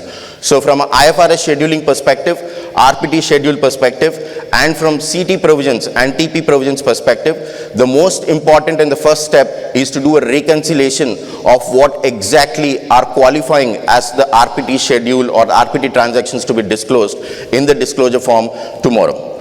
So the second point is the most important thing, is the heart of transfer pricing, which is called as conducting the functional analysis. There is a 6-step framework which is actually put in from or taken from the OECD in the transfer pricing guide. You will look at that slide, but what exactly means transfer pricing functional analysis as such is identifying the entire supply chain, distributing the profitability, going through each and every element and aligning the profitability for each and every function and risk being adopted. So the most important criteria after identification of the related party transactions is the functional analysis. So the FAR analysis, if it is not being documented in any of your benchmarking reports or your intercompany agreements per se, or your local file tomorrow, which is going to be maintained, it's a matter of question. So start preparing for that and start analyzing the functional analysis to reintegrate the profitabilities. Third point is conducting benchmarking analysis. This is the most important and the most frequently asked question for me on why benchmarking. We will cover the next 5-6 slides on why benchmarking. But the important aspect that everybody has to understand is the fact that you have internal comparables per se, that you are dealing with a related party, you're dealing with a third party also of the same product or a service, then you tend to have internal comparables. In such kind of scenario, is it required to go and get the external benchmarking from a transfer pricing database or not? Or how the exact benchmarking process as such needs to be conducted and how it needs to be documented as an arm's length scenario are the ones that we are going to look at. So the other part is the preparation and maintenance of documentation, TP documentation, which we will be looking at from the format perspective, contents perspective, and whether you are required to be filed, maintained, and documented. How is it going to be, and is it required that if I am not crossing the 200 million threshold, whether I should maintain the TP documentation, or how the arm's length nature needs to be justified is the another important question that most of you might be having. So we have integrated almost like 20 to 25 FAQs in this entire life cycle that I'm talking about, and we are going to present the current, ongoing, and trending topics for most of the professionals that are required for the next 6 months to be implemented for the transfer pricing perspective is concerned. So from overall perspective, the next important topic that I would say is why benchmarking. This question has been asked to me for more than 100 times in the last 2 years, that why is it required? Why should I do benchmarking? Why I should actually get into a scenario that I should buy the benchmarking results from the database or have a transfer pricing consultant as such. But from overall perspective, if you see, the main intent of the benchmarking purposes is not just to have external database or a search process to be documented in the book, but it is very much required for you to defend it and showcase that your transaction is within the arm's length range of the industry in a similar transaction or a similar environment per se is concerned. So the next important question is why benchmarking is required if I'm having internal comparables. Why is it required if I am having internal comparables? The answer is the fact that internal comparables can be controlled. You may have 10% versus 90% scenario. You may have 20% versus 80% scenario, or 25 or 75% scenario in terms of the volumes of related party and third party within your P&L and balance sheet. So you have every chance to segregate the costing, every chance to control the pricing. It's not external, it's not independent comparability. What transfer pricing law requires as such is an independent analysis of open market, fair market indicators that are required in an arm's length range analysis. So thus the external benchmarking is the requirement. So what the TP guide that is announced in 23 November, also October 23 or November 23, has also said is the fact that yes, internal comparables are more reliable, but you need to give the FTA authorities tomorrow the justification for the arm's length range. And an open market indicator from a transfer pricing perspective is concerned. Tomorrow, if you are asked to justify, the external open market indicators also need to be provided. So thus the transfer pricing requirement is coming into picture. So it's going to avoid penalty exposure, it's going to avoid all kinds of year-end adjustments also. If you are planning it upfront, if you are doing it before the closure of financials or during the process of the last 6 months, at least if you have been working on with a benchmarking planning document in front of you, you can avoid most of the year-end adjustments, you can avoid the discussions from a closure perspective of the books of accounts, and also you can avoid the self-attested document or a self-certified document, I would say, from disclosure firm perspective tomorrow, which would want each of the, company personnel to disclose and report whether the transaction is at arm's length or not. So for all these requirements and for all these purposes, benchmarking is very much required. So what are the steps in benchmarking? What are the various things that I'm going to cover in terms of the benchmarking exercise? So in the years to be covered, there is a multiple year data that is global concept that is adopted. So the law says any transaction that is being done during a period, we have to cover that period as part of the multiple year data. So 3 years data would be done as an analysis. I will show you with an example, but what I'm trying to say is, if at all the transaction is done in 2024, then the benchmarking analysis or the economic analysis in the TP report should include the year of 2024. So it is called as contemporaneous documentation. So if the planning was done way beyond in 2023 or 2022, when the law just came in and we were evaluating the impact assessments, yes, we would have done the benchmarking reports based on 2023. But now, as on today, if the statutory books of accounts are getting closed and if the compliances are to be done in September, it is very much required that 2024 as a data point should be included in your benchmarking analysis for December 2024. The year end should be the first year. 24, 23 and 22 are the years for the benchmarking. So from an overall perspective, determine the years to be covered.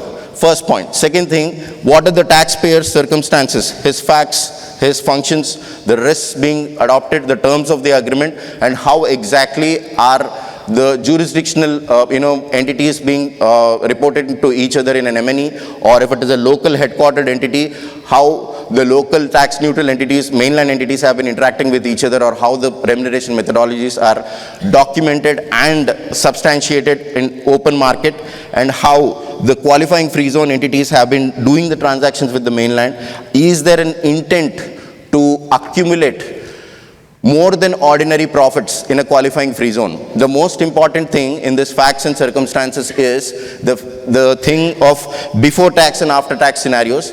So anyone who is having a qualifying free zone entity, and if there is a reportable profit of more than ordinary profit or accumulation of profit for the past 5 to 6 years, wherever as a practice they have been accumulating without allocation of any costs to that particular qualifying free zone, it's an alarming situation. We have to understand what exactly is the arm's length profit that needs to be restored in the qualifying free zone and redistribute the supply chain or the profitability to the mainland entities as well. So I've seen more than 100 groups here, and the main point of concern is, because there was no mandate, because there was no tax earlier, there was absurd distribution of profit in terms of the qualifying free zones in the mainlands. Now there is absolute transparency that is required, and arm's length conditions are established under Article 18, 19 of the qualifying free zone conditions, 55 article of the transfer pricing documentation. When they have integrated that in the basic definitions, the most important thing that we have to do is analyze the facts and circumstances, understand the profitability, and redistribute as per the exact functions being performed by each of these entities. So third thing, understanding the control transactions from far. Both of them are correlated to each other.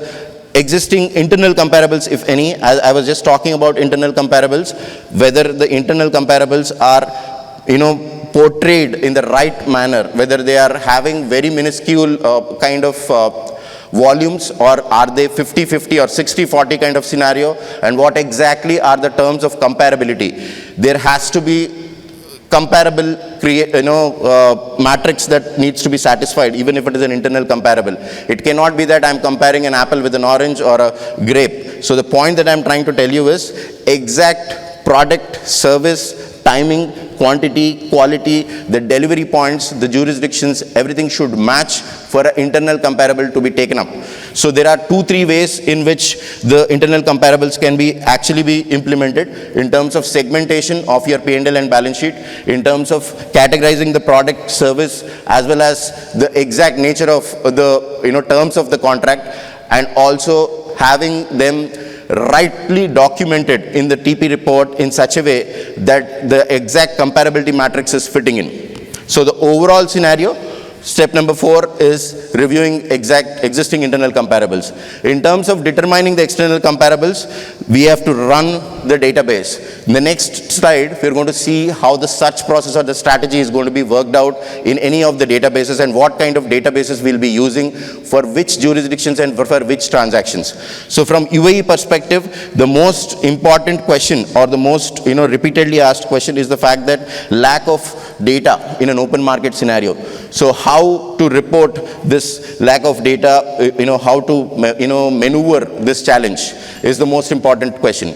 So from the databases perspective, there are almost like 8 to 10 databases, and there is a specific search strategy of how we exactly replicate our facts and circumstances into the database and arrive at the transfer pricing comparables. So the most important thing from anybody's search for the comparables is concerned, the transfer pricing guide, which is announced by the government here, has very clearly decided or very clearly mentioned the fact that if you are not finding relevant comparables in UAE, you can extend the search process to the next jurisdictions. That is UAE, GCC, MENA, Africa, UK, Europe is what the extension they have mentioned very clearly in the law. I will showcase that transfer pricing guide language also for you guys, but the search for the external comparables is the 5th point. 6th is the most appropriate method. There are six methods that are there. In the handout also we have given very clearly which particular method is to be used and what exactly are the terms and conditions for the applicability for each of the method.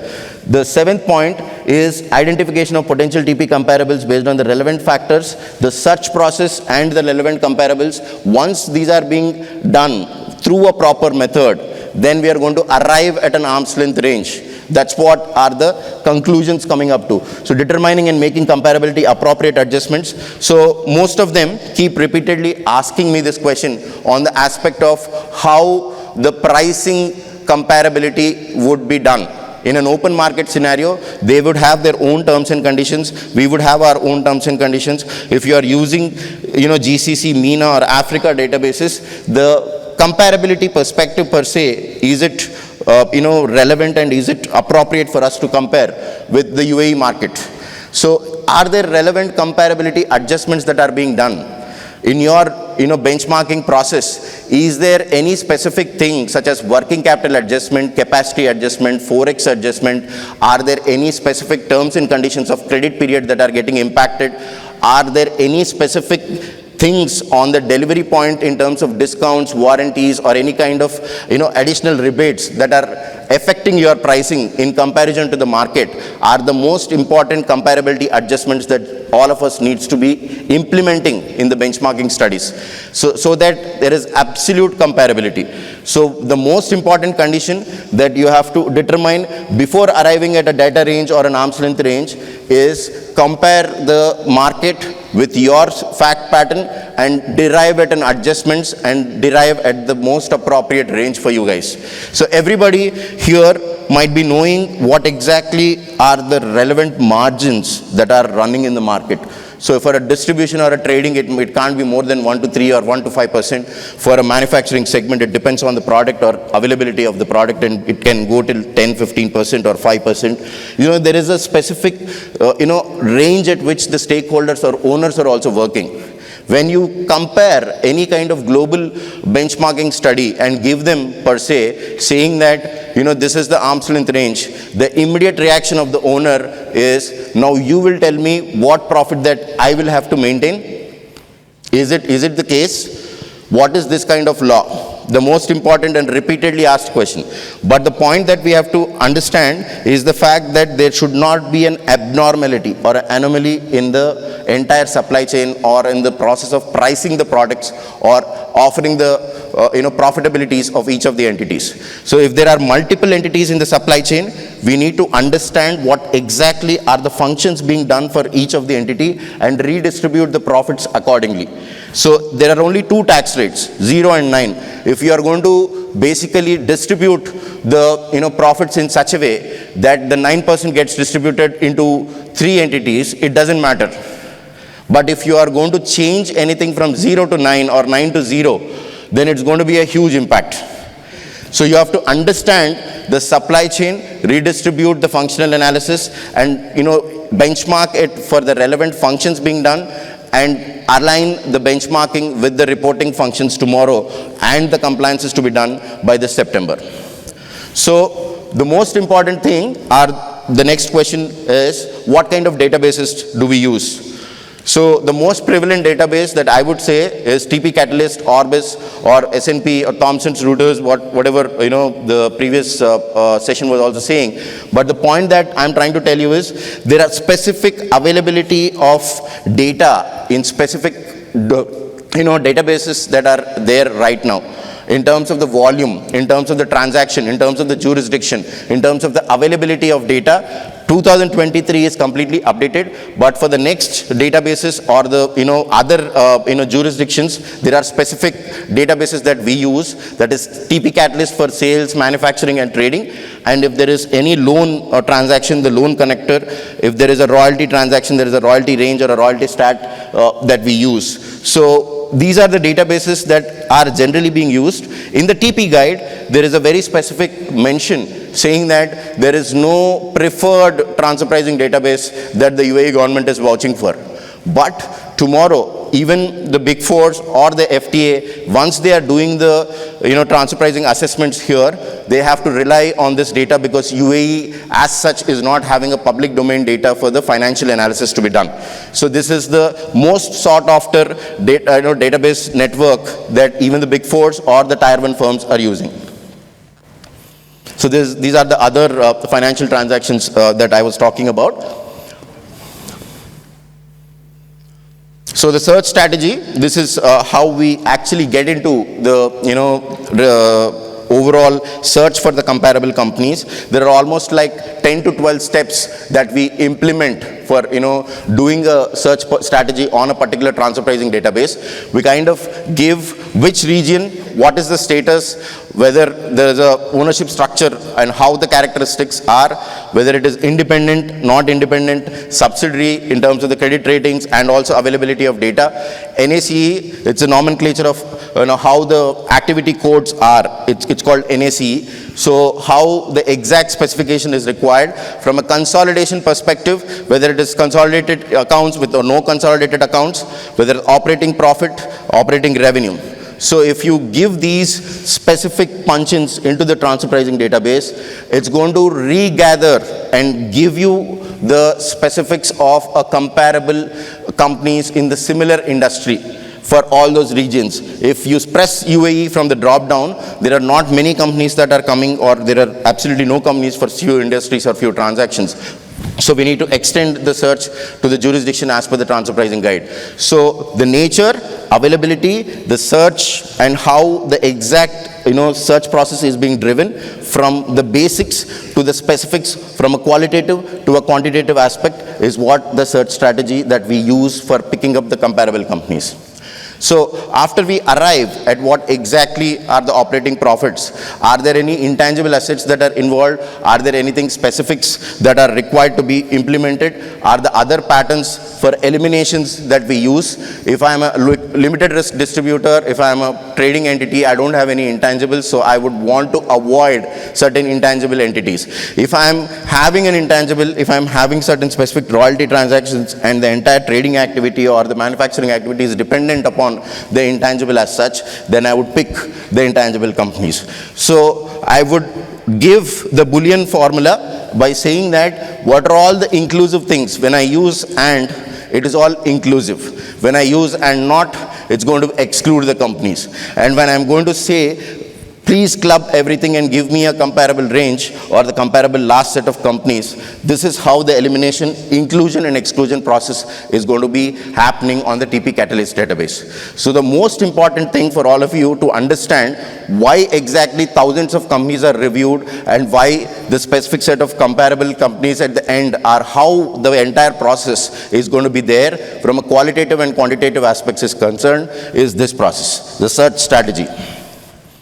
So now, going to the next aspect of how the arm's length range is determined. So if you run the search and arrive at a final set of most relevant and most, relevant comparable companies or the most final set of comparable companies, the quartile ranges needs to be analyzed. So one Q1 and Q3 and median ranges, midpoint and the lower quartile and higher quartile. So the point that we have to use specifically for all these aspects is the aspect of how the statistical approach n+1 into the specific number is being done and arrived at a midpoint. The most important thing that all of you have to remember is the fact that if I'm a tax-paying entity, I have to be more than or within the arm's length range. I can't be less than this. So for a tax adjustment to come into picture, if I'm a tax-paying entity, the FTA authority expects me to be within the range or higher than the range. You offer more profit because I'm paying tax. If I'm paying more tax, then there is no problem. But if I'm a qualifying free zone and if I'm having a higher profit above 21%, then it's a problem. Why? Because you are disclosing abnormal profits or a higher profit than the expected range. So the point that I'm trying to tell you is for a tax-paying entity, the analysis is different. For a qualifying free zone entity, the analysis is different. So please understand this particular aspect. I have to be within the range or more than the range for a tax-paying entity. I have to be within the range or less than the range for a qualifying free zone entity. So the point that I'm trying to tell you is how this particular specific analysis is being done from a profitability and why there are certain usages of gross profit and net profit analysis from a profit level indicator. The ratios that we use here are specific. I will tell you when gross would come into picture, gross by sales or gross by the operating cost or the total cost comes into picture. Wherever there is a trading, there is a COGS kind of a element involved, directly purchasing and selling without any value addition, then gross margins can be adopted. It's called RPM method. And wherever there is a net level analysis that is required in terms of manufacturing, services, delivery or in intra-group services, wherever the benchmarking is done, 90% of the analysis goes on net level. OP by OC if it is a revenue transaction, OP by OR if it is a cost transaction. Most of you would have heard all the basics, so that is the reason we have given the basic provisions as a handout. This is an advanced transfer pricing session, so that is why we want to focus more on the compliance, closure of books of accounts and how the exact documentation requires to be maintained at a ground level. So that is the most important thing or the theme that I'm covering here. So I'm not going into the basics. Basics are already handed over to you and in hand. So from an overall perspective, how we are going to use the jurisdiction as such if UAE is not having. So at the top, if you see, that is the relevant lines or the relevant paragraphs from the TP transfer pricing guide. It says that you can extend the search. The FTA does not have any preference on a particular commercial database, and if the taxable person in performing comparability analysis provided the order of applying comparables is followed, local, regional, and then other regions. So specifically local is UAE, GCC, MENA, and then the other regions are UK and Africa. So this is the specific aspect in which the comparable analysis is to be extended. The geographies needs to be extended. Now the other important aspect in terms of contemporaneous documentation. This is very important. Most of you might be still confused about the applicability of the relevant year and why benchmarking needs to be updated, whether it is to be updated for a single year or 2 years together. In a multiple year data, I've already done benchmarking in 22. Why am I required to do again? Most relevant question or most frequently asked question for me. Now, the law, let's read the law. It says documentation is maintained either at the point of control transaction or by the time of the taxable person submitting its tax return. So it says either the transaction needs to be benchmarked in the year or the relevant comparable period, or it has to be updated as on the time of filing the tax return, that is September 30th, if assumption going by the latest possible deadline or the biggest deadline that we all have been going to face. So the point that I'm trying to tell you is, if by that September 30th, or if we are filing it even in August or September, as on the date of filing the return of income, is the comparable data updated? Are we having 2024 December in our benchmarking analysis? Are we having it as part of the multiple year data updated is the most important question. Because they're not going to, basically when the audit is going to happen, FT audit is going to happen 3 years or 2 years down the line, they're going to ask you that on what basis have you self-certified the disclosure form that all these transactions with so-and-so parties at so-and-so values are at arm's length. So the backup of all the disclosure form certifications that this is at arm's length requires benchmarking analysis, and that benchmarking analysis needs to be at a contemporaneous date, that is updated as on the date of filing of the return of income. So that is the reason why 2024 is required. Now let us see this in an example. And before going there, I'll just cover another point. It has to be reviewed and reassessed at least annually is the most important thing. So the other part is, how many times should I do the benchmarking? I should do it once in 3 years, once in 2 years, or I should update it on a year-on-year basis. It should be updated on a year-on-year basis. As on the date of filing, you need to have an answer with an updated search saying that my transaction is at so-and-so value. I have updated the search as on the date of return of filing, and this is at arm's length. So law is very clear. It's not an interpretation or a matter of debate or a discussion. So they are very clear in their guidance or the transfer pricing guide that they have announced. So how is it going to be? So if at all, we are having 3 to 4 phases in which the entire benchmarking is being done right now. I would have seen the law from 2020 to 23 that got evolved. So I would have done the benchmarking right in 2024 to March 25. Also, we have been doing so many benchmarkings for planning and closure purposes or estimation purposes or impact assessments. But now, as on today, we are at a stage of audit closures, the second phase. Right now, most of us might be closing the books of accounts for December 24. Now, afterwards, in September, I'm going to have the filing compliance, the tax compliance deadline. So, how many times the benchmarking has to be updated and which relevant years are to be updated is the most important thing. In terms of the overall understanding, if you see, the third year or the latest possible year that we used for the benchmarking purposes or the audit closures might be December 23. But if you recapture the law or realign the law to what the example that we are looking at right now, if I'm going for the compliance in September 30th and doing a comparison or a benchmarking for a 2024 transaction, December 24 is the most appropriate year that gets into the multiple year. So the relevant 3 years would be 24, 23 and 22. So the latest update needs to come in for any kind of tax compliances that we are going to do in this September. So please analyze the latest possible year, the requirement, and why December 24 needs to be updated as per the contemporaneous requirement of the law. So the most important year is December 24 financial year or the financial year closure or the data update that is required.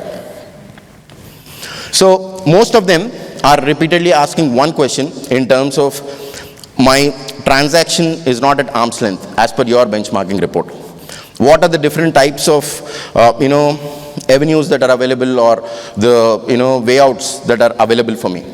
From global perspective, there are quite a lot of adjustments that can be done in terms of bringing the comparability on par onto a level playing field. In terms of doing that, these are the various avenues. In TP guide, they very clearly mentioned that extreme results or business restructuring or any kind of abnormal result-oriented comparable companies can be eliminated from the comparable set. That's very clear.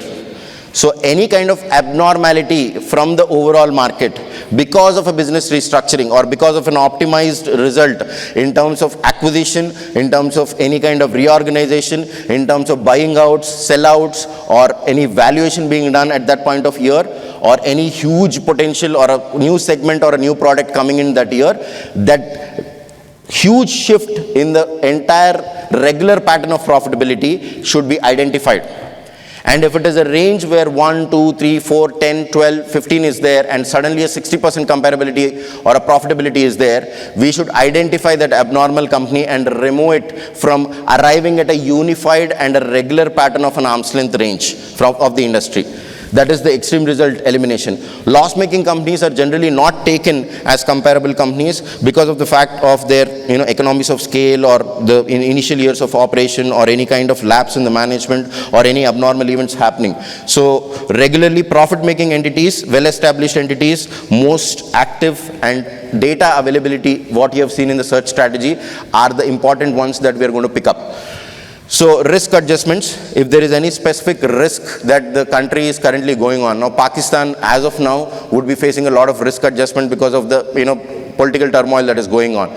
So the point is how to quantify and put it in the documentation in terms of a risk analysis, and having the alpha, beta, gamma calculations from a statistical analysis are very difficult.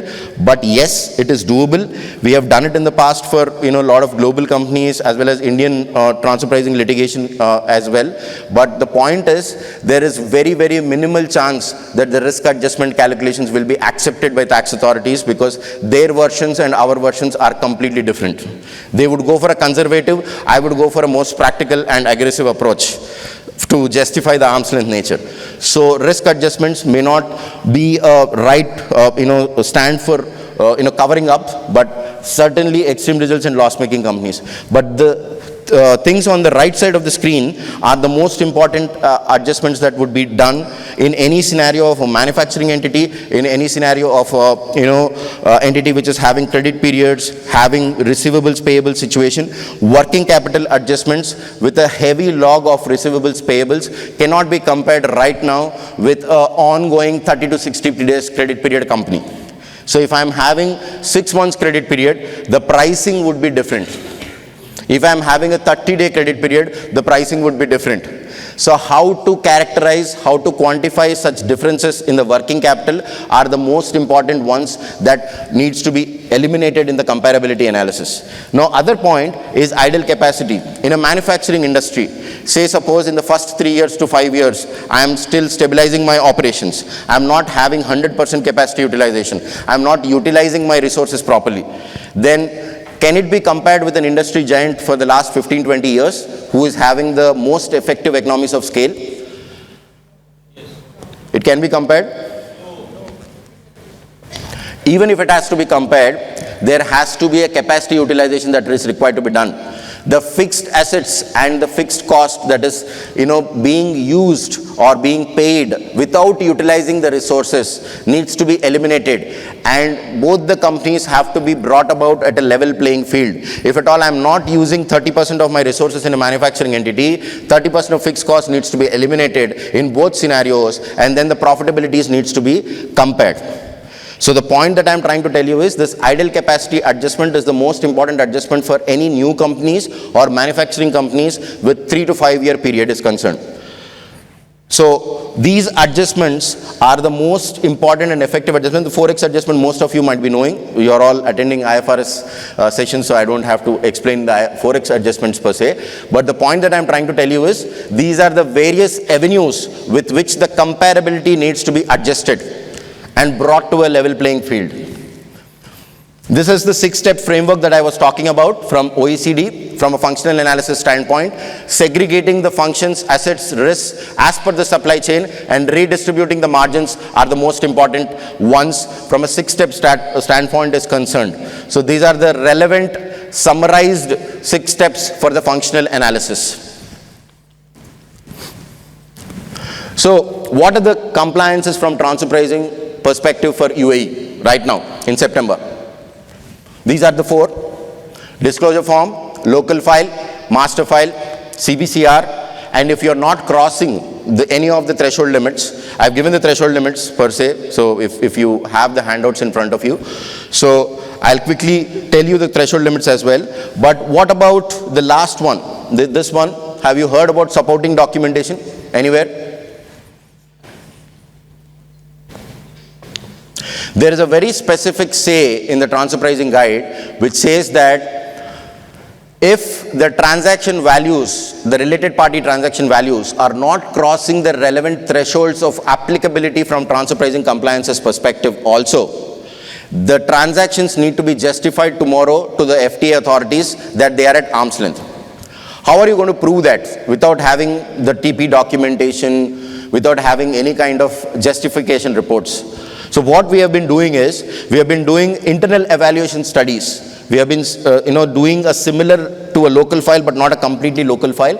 But wherever the threshold limits are not crossing, wherever the specific applicabilities are not kicking in, but for the purposes of closure of books of accounts, even the big fours have been asking for basis of preparation documents and internal evaluation reports for transfer pricing perspective is concerned. Tomorrow, 40 million or 4 million are the threshold limits for the applicability. This is the most important slide, everyone. So the point is 40 million and 4 million are the disclosure form requirements, and there is a specific 200 million threshold for the local file, as I would say. But the most important thing is, if these threshold limits are not crossing, and if we are having the transactions below these threshold limits, what exactly is going to happen? And how we are going to face the transfer pricing authority tomorrow or the FTA authority tomorrow. So we have developed something called as an internal evaluation report or a basis of preparation study, which will give the benchmarking results as well as supporting documentation pile-up for each and every transaction of the related party, justifying the arm's length nature to the auditors as well for the closure of books. So they are asking that since it is going to be a self-attested document, the disclosure form is going to be a self-attested document, so how will you justify tomorrow that this transaction is at arm's length without doing the transfer pricing compliances, without doing any study? How are you going to exactly justify to the authority tomorrow? Please explain, is the auditor's question, before closure of the financial statements as well. So the point that most of us would be facing is, I don't want to do a benchmarking report, I don't have to maintain a local file, then what else should I do to justify this particular transaction at arm's length, even to the auditors today and also to the tax authorities tomorrow? There is an internal evaluation report study or a basis of preparation document or a supporting documentation that is required. These are the next 5 slides will explain on how the various combinations of thresholds are going to be applicable. In terms of 40 million, 4 million, the disclosure form, the aggregate related party transaction threshold, as well as the line item level or a transaction level for 4 million threshold is going to be applicable. In terms of 200 million revenue threshold on a standalone basis, the local file is applicable or the master file applicability comes into picture. 3.15 billion, whenever it kicks in, the M&E definition or the CBCR are going to come. So the point is, at each level, what exactly are the thresholds and what exactly are the compliances in terms of applicability and maintenance, reporting, filing, documentation are the summaries that you are going to see for the next 5 slides. So all of them are applicable in the first slide, so no confusion. But if you see the second one, the connected person threshold of 500K is not getting crossed. So the connected person disclosure may not be required, but in this particular situation also, there are specific scenarios where the connected person reporting and from a local file perspective might be required for the exceptions and inclusions and exclusions that are mentioned in the transfer pricing guide.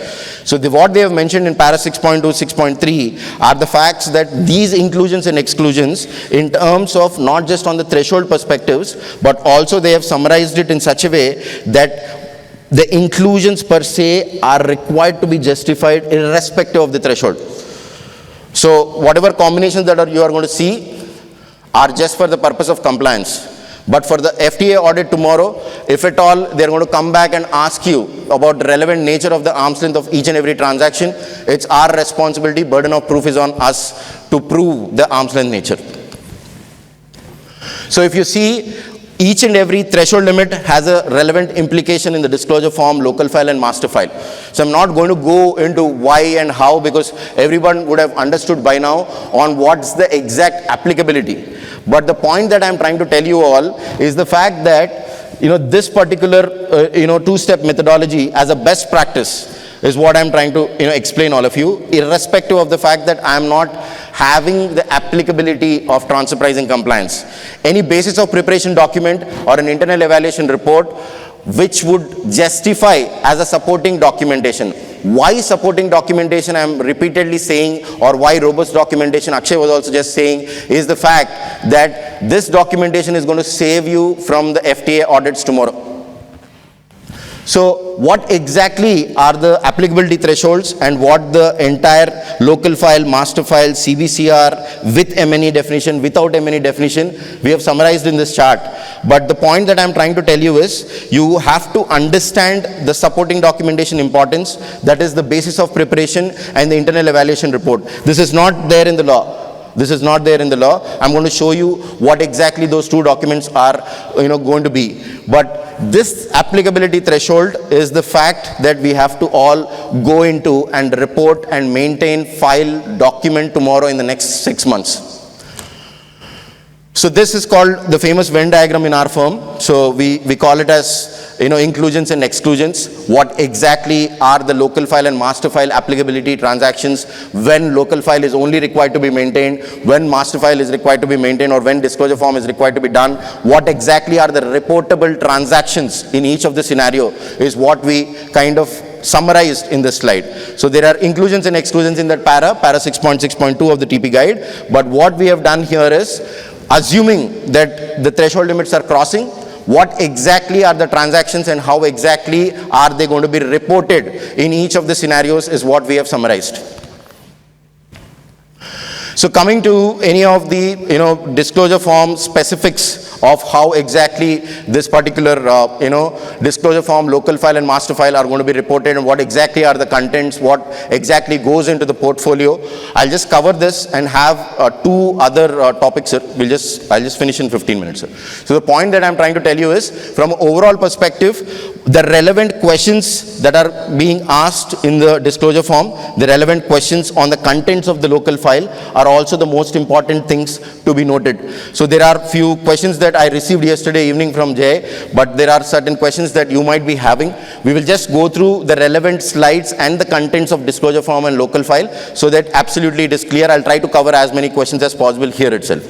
So the point that I'm trying to tell you is, whenever there is an applicability or specifics of getting into saying that I'm crossing the 40 million or 4 million, I am having a relevant disclosure requirement or a tax adjustment schedule. In a tax adjustment schedule, the tax return file, in the corporate tax return filing, there is a specific attachment or the specific input that you require to be doing, which is called as a disclosure form.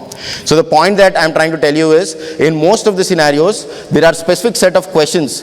This is the schedule that I was talking about, the 8 steps required for the corporate tax return to be, uploaded. The most important thing is other adjustments in which the disclosure form, the transfer pricing, primary document that goes in along with the corporate tax return embedded. So the point that I'm trying to tell you is, in the overall scenario, whether you are crossing 40 million, 4 million, or how exactly is the related party transaction disclosure, what are the contents that are required to be uploaded in the corporate tax return along with the disclosure form for the related party transactions is this. There are almost like 6 to 7 attributes. With whom have you dealt? What exactly is the nature of transaction? What's the value? Whether you are at arm's length or not? What kind of method you have chosen for justification of arm's length? Whether any adjustment is required. So the point is, I've just shown you an arm's length range and what exactly I am at as an example, illustration from a quartile percentile calculation is concerned. But whether any adjustment is required, how are you going to adjust it? Say suppose I'm at 5% and the arm's length range says you are at 3 to 8%. Are you within arm's length or not? So the point is, there is no tax adjustment that would be required from a tax paying entity perspective is concerned. But if there is a specific scenario where I'm at a 5% and the range says 8 to 15 and a midpoint of 10, adjustment is required from my 5 to a midpoint of 10. So the tax adjustment disclosure comes into picture there. So we have to be very careful in analyzing the profitability, transaction values, the methods, and with whom we have analyzed, and what exactly are the disclosures that would be required while filing the corporate tax return, and it is a self-attested document. From a connected person standpoint, the most important question that most of you might be having, 500K is the threshold limit, but if you are crossing 200 million from a revenue threshold standpoint and you are having a 500K, less than 500K kind of a payment, are you going to cover that connected person or not in the documentation and compliances? You didn't understand the question? You're going to cover? And on what basis are you going to cover? Will you show in the disclosure form also, or you are directly going to report it in the local file? Exactly, very good. So all of you know the answers already. But the point that I'm trying to tell you is, these 6-7 parameters would be required to be included in the local file.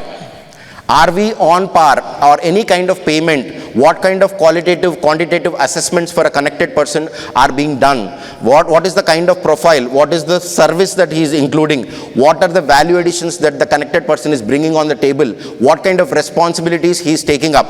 And why such amount of payment is being made? How are you knowing that this payment is appropriate?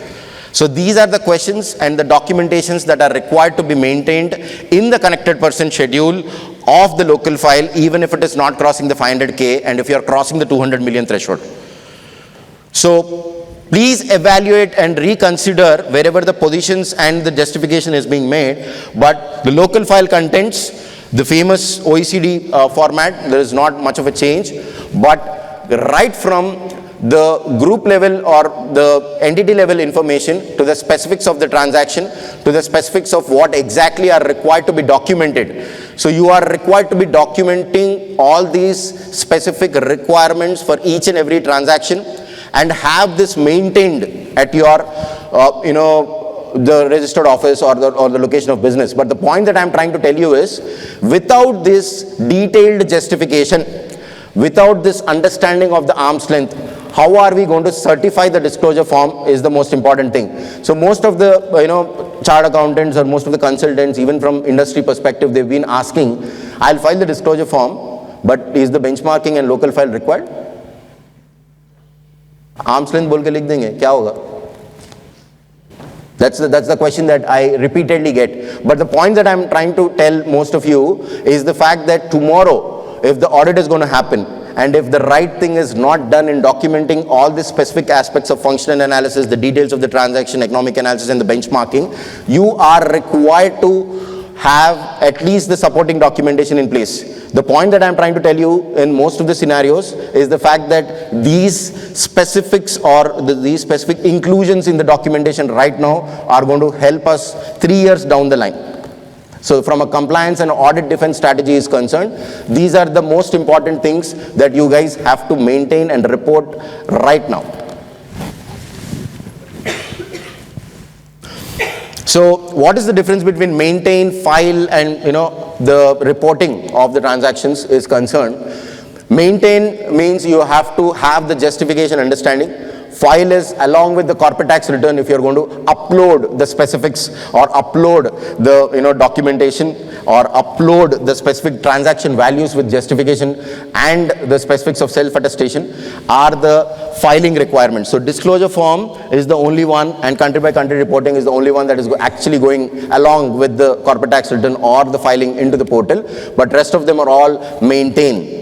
So please understand the difference between file, maintain, report, record, etc.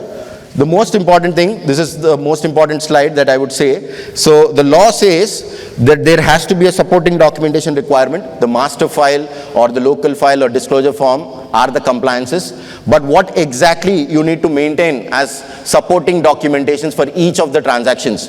What exactly are you required to disclose? What exactly are you going to maintain as part of each of the transactions as agreements, benchmarking policies, or the transfer pricing policy, or how we have arrived at the remuneration methodologies, the workings, ledgers, invoices, etc., etc., etc. So these are the various requirements from a supporting documentation requirement is concerned. So this is how the exact set for each of the transactions is required to be maintained.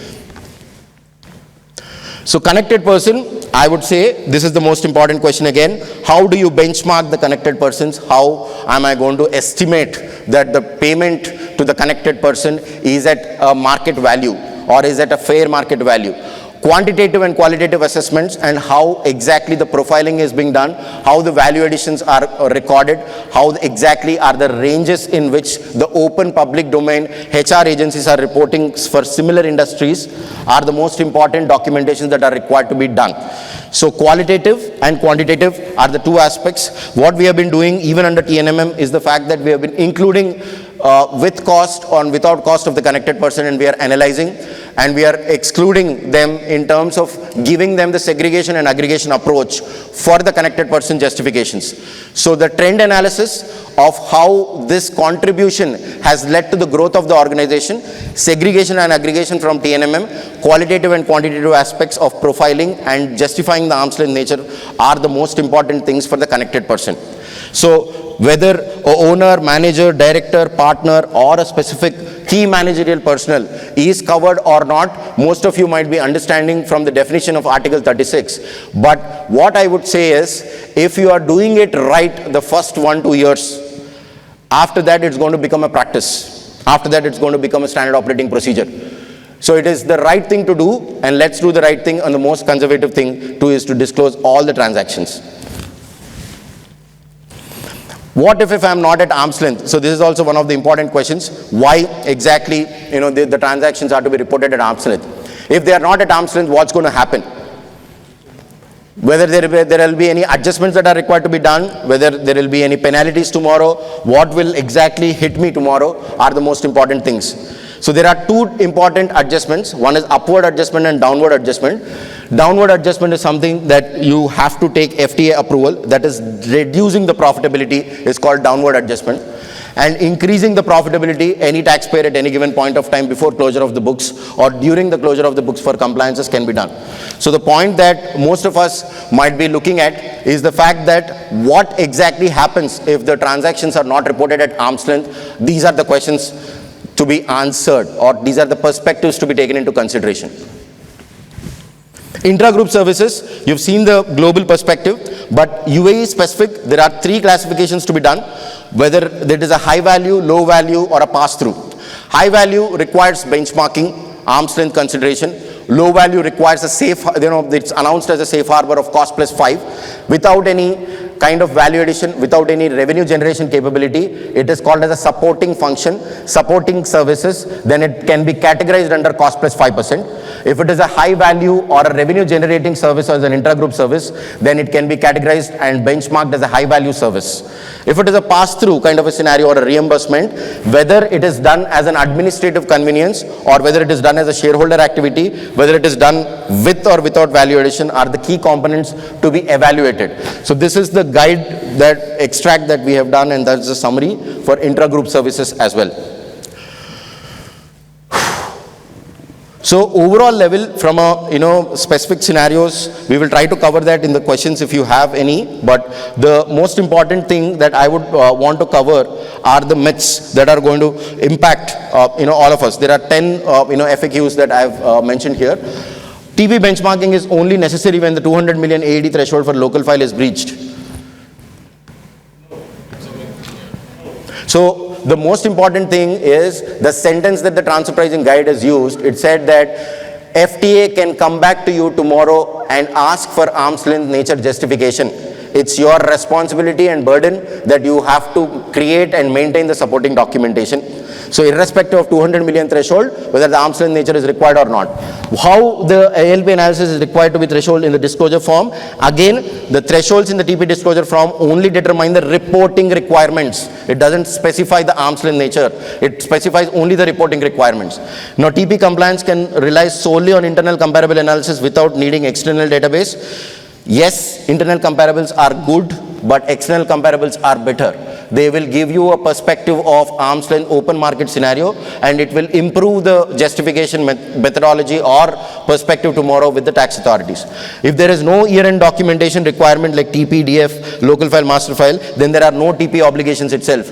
Then you're not required to make a transfer pricing friend. So it's not that. So you have to understand how exactly the obligations or the reporting requirements are gone without meeting the threshold limits. But the arm's length nature and the related party transactions justification tomorrow is required.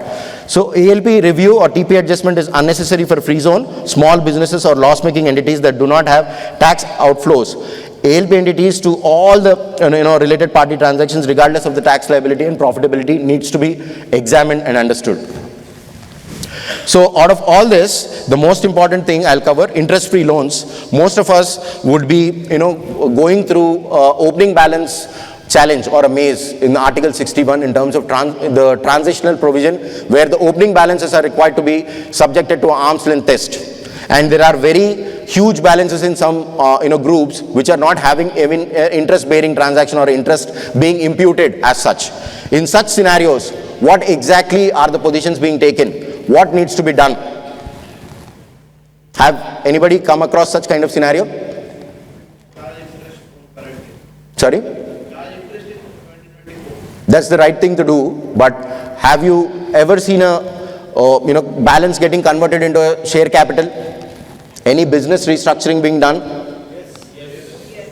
So the point that I'm trying to tell you is even under BRR or even under mergers and acquisitions, the transfer pricing law is very clear. It has to be at arm's length and it has to be justified at arm's length. So for the conversion purposes and the valuations also, arm's length considerations are required. And the right thing to do, as he said, charge interest. If you are doing any kind of planning around business restructuring also, that transaction values should be at arm's length or net book values or the valuation reports are also required to be justified. So these are the important points that I wanted to cover. APAs, I'll just finish one slide on APAs. What exactly do you mean by APAs? They've covered all the global case laws in the previous session, but what I would want to tell are this is a platform or a scope for the taxpayers to get to an agreement with the FTA authorities tomorrow to state that or agree that I will maintain this margin for this kind of service or for this kind of product and you leave me free from tax assessments tomorrow. So there will be no transfer pricing litigation for you in UAE. So this is an agreement advance that is going to go in writing between you and FTA authority. And what kind of transactions needs to go, what kind of thinking and thought process needs to go for APAs, and there might be a 9-year period that is a rollback and a, going forward 5 years or going back 4 years also, which is a famous concept in India. But here I think they're going to go for a prospective effect of 5 years. And there is unilateral, bilateral, multilateral APAs that I have seen. In terms of unilateral, it is you versus the tax authority alone. If it is a bilateral, then 2-3 jurisdictions together, or multilateral 2-3 jurisdictions together. Bilateral is 2 jurisdictions. The tax authorities will come together, discuss, determine the arm's length and give you the result. So the entire process of APA is going to take around 6 to 9 months generally. But how the KSA and other jurisdictions have been implementing is very impressive. But the fact that this Q4 of 2025 they're going to announce APA and they're going to come open with the option of dispute resolution mechanism is what it is called. So if any of these transactions that we are having and thinking about an APA, then that's the best possible way to avoid any kind of dispute resolution process. In an FTA audit perspective, most of us do not have the process right now. This is the last slide. So there is no process that is announced. But tomorrow, the probable process of how the FTA is going to come back and how they're going to question us in terms of each of the transaction and how they're going to come at us in each of the specific indicators or the documentation requirements is summarized. This is the global practice of tax assessment that is being done, and this is the probable process that FTA also might adopt. What are the questions that FTA might come back to you tomorrow? Whether your transaction is at arm's length, what kind of documentation you have maintained, what are the TP policies that you have implemented consistently, can you give me an intercompany agreement, is your substance over form correctly being done, are the various questions that they might come back to us at. So with this, I conclude my session. So thanks a lot for the opportunity, Jay sir. So thank you everyone, please. Thank you. Wonderful. Thank you, sir. Like a TP Express.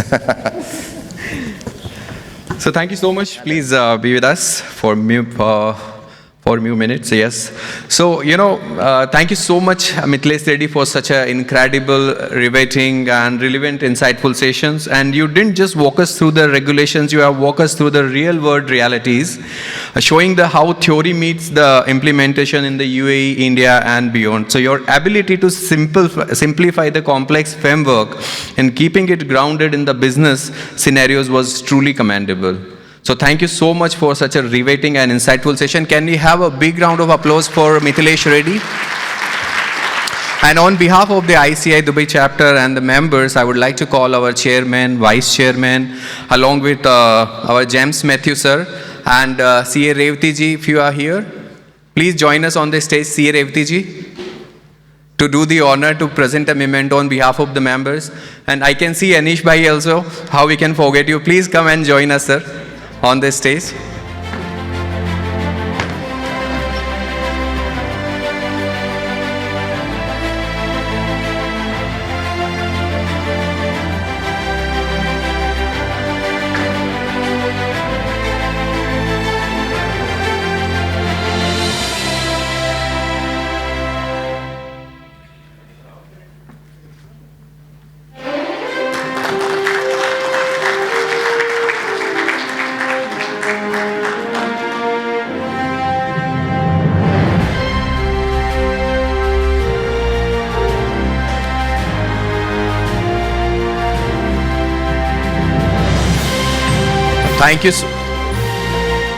Thank you so much, CA Revati ji, James Matthew sir and Anish bhai. Now I would like to call our ex-com on the stage for a group photograph along with all our eminent speakers, Akshay bhai, Sujit bhai and Mithilesh bhai. Where are you? Please join once again.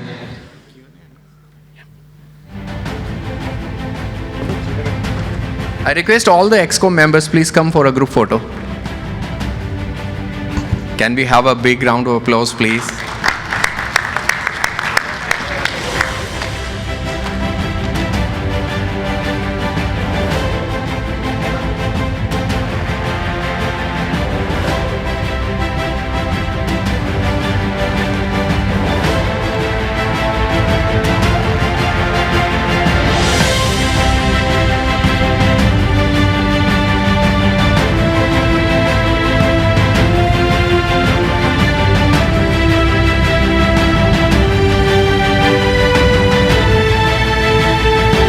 Thank you so much, XCOM and all the eminent speakers.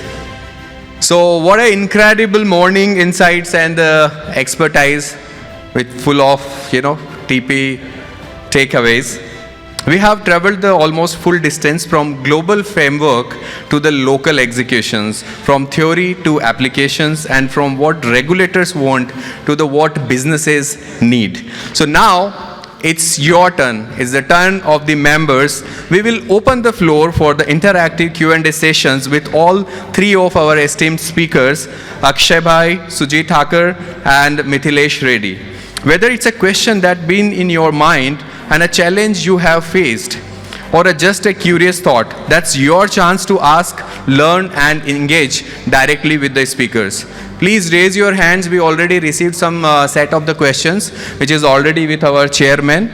So he's going to moderate the sessions. Just a humble request, let's keep it sharp, relevant, and short in the interest of the time so we can cover more and more questions from the members. So over to you, our chairman, C.A. Jayaprakash Agarwal, and all the eminent speakers. Our team is there already between the members, yes. Members are already ready with the questions. Yeah. Over to you, Jay Bhai, and all the speakers. Thank you so much.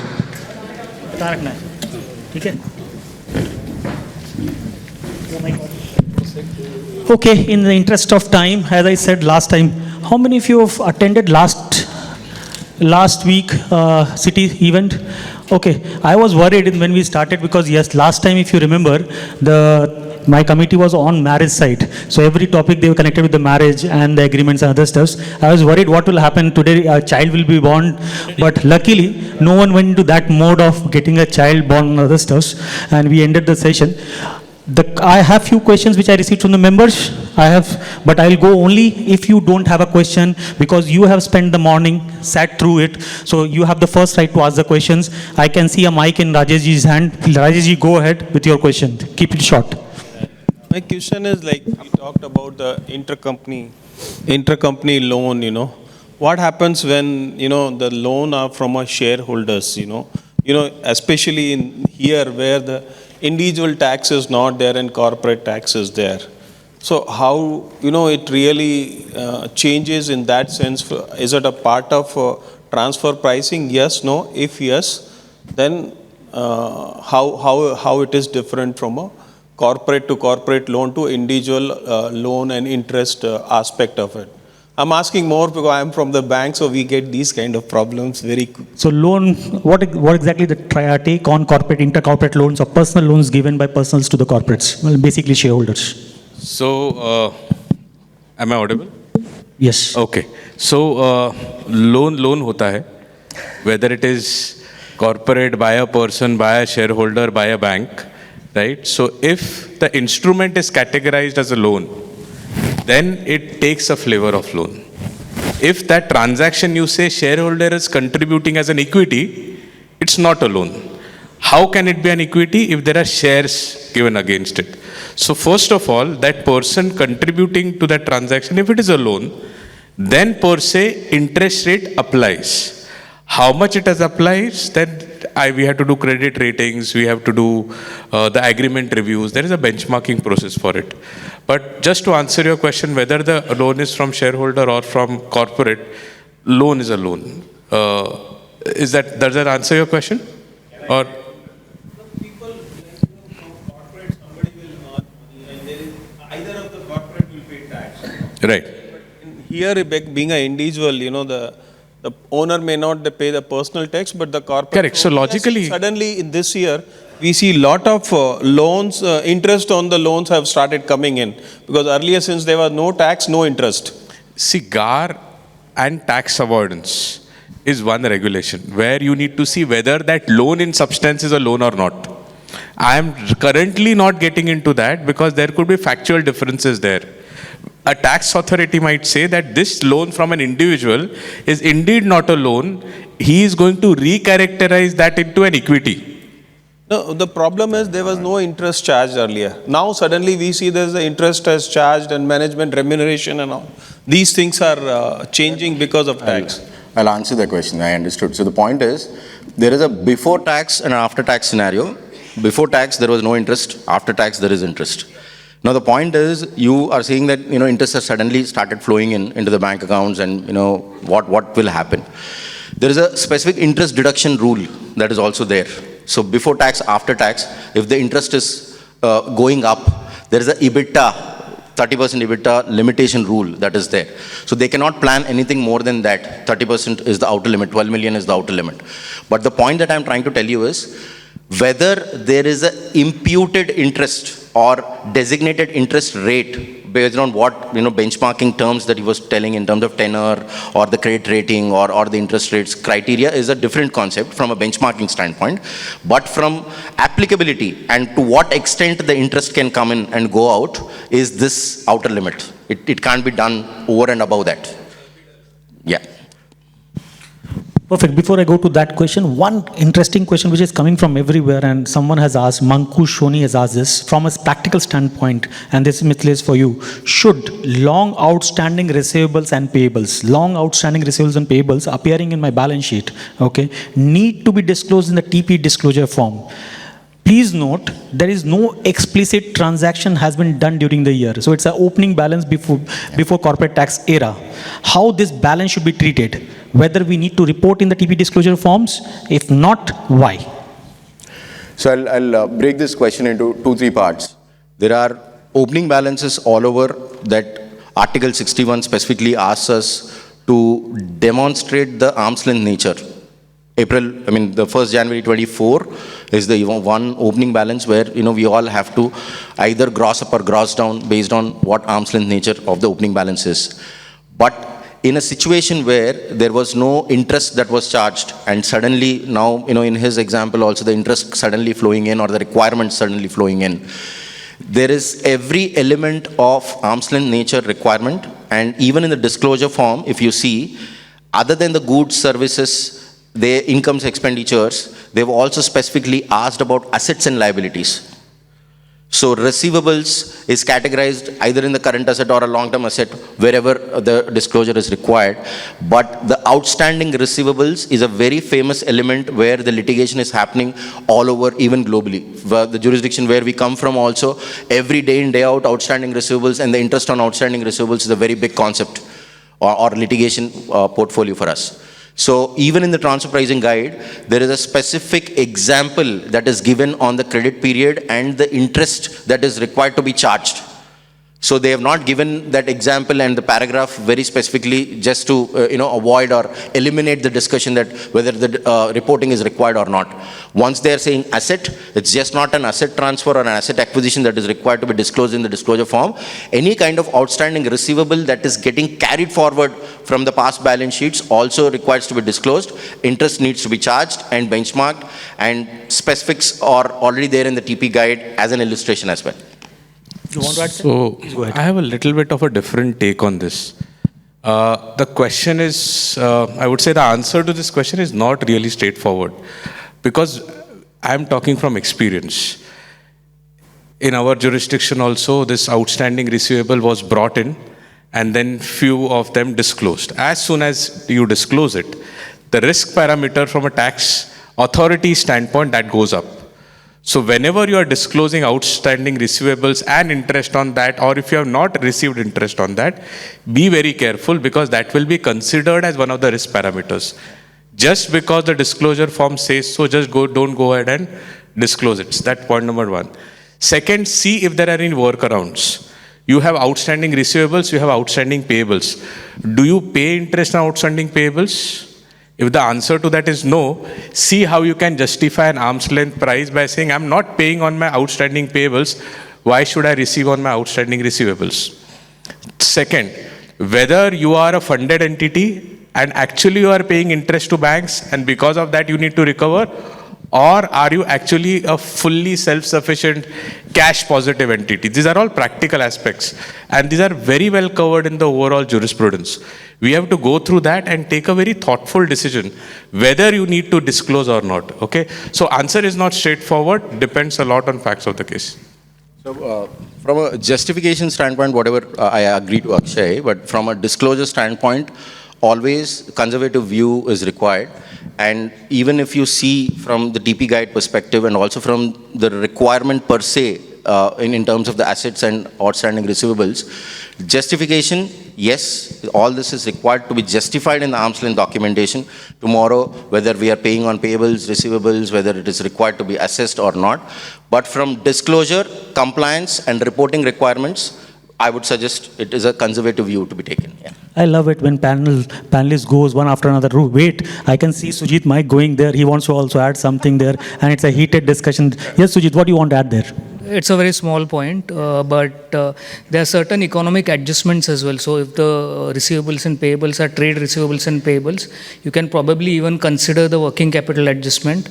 It may not be applicable in every case, but that is also a consideration. Once you sort of run through all these steps, that is when you should ideally decide, and coupled with practicality, realize what risks you are running and then disclose. That's perfect. Let me summarize. First thing, please decide whether you want to report based on the functional analysis. If the amounts are reached above the threshold, you have to disclose it, but there is a risk as well you are carrying. That is the summary. Balram, you were there sitting somewhere. Please go ahead with your question. Jitendra ji is going to ask the question. Go ahead, sir. Good afternoon. Thank you very much for very insightful presentations. I want to inquire about an example where there's a consultancy company with one sole owner, and he's the principal consultant responsible for generating all the revenue. To analyze his remuneration, you would do the benchmarking, but on the other hand, what is the profit margin left in the firm?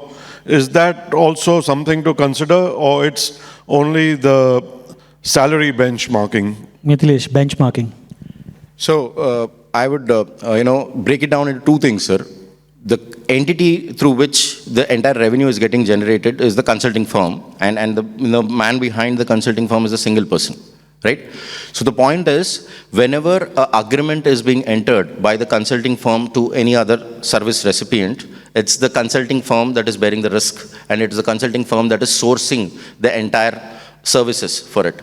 So any sourcing entity or a risk-bearing entity would minimum charge 2 to 5% or a 5 to 10% sourcing at least. So the point that I'm trying to tell you is, what is the margin that you are required to disclose in the consulting firm, and whether 95 or 98% being taken away by the sole proprietor or the sole contributor is justified or not is the question, if I understand your question rightly.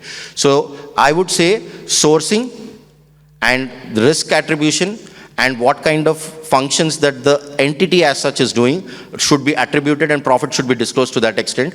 Rest of the things, if he is the sole contributor and if he is the sole hero, then he should be taking everything. So the answer to your question is not the 98% to be benchmarked, but exactly what needs to be left and how much he can take away after leaving the appropriate margin. So that's how we have to look at it. Perfect.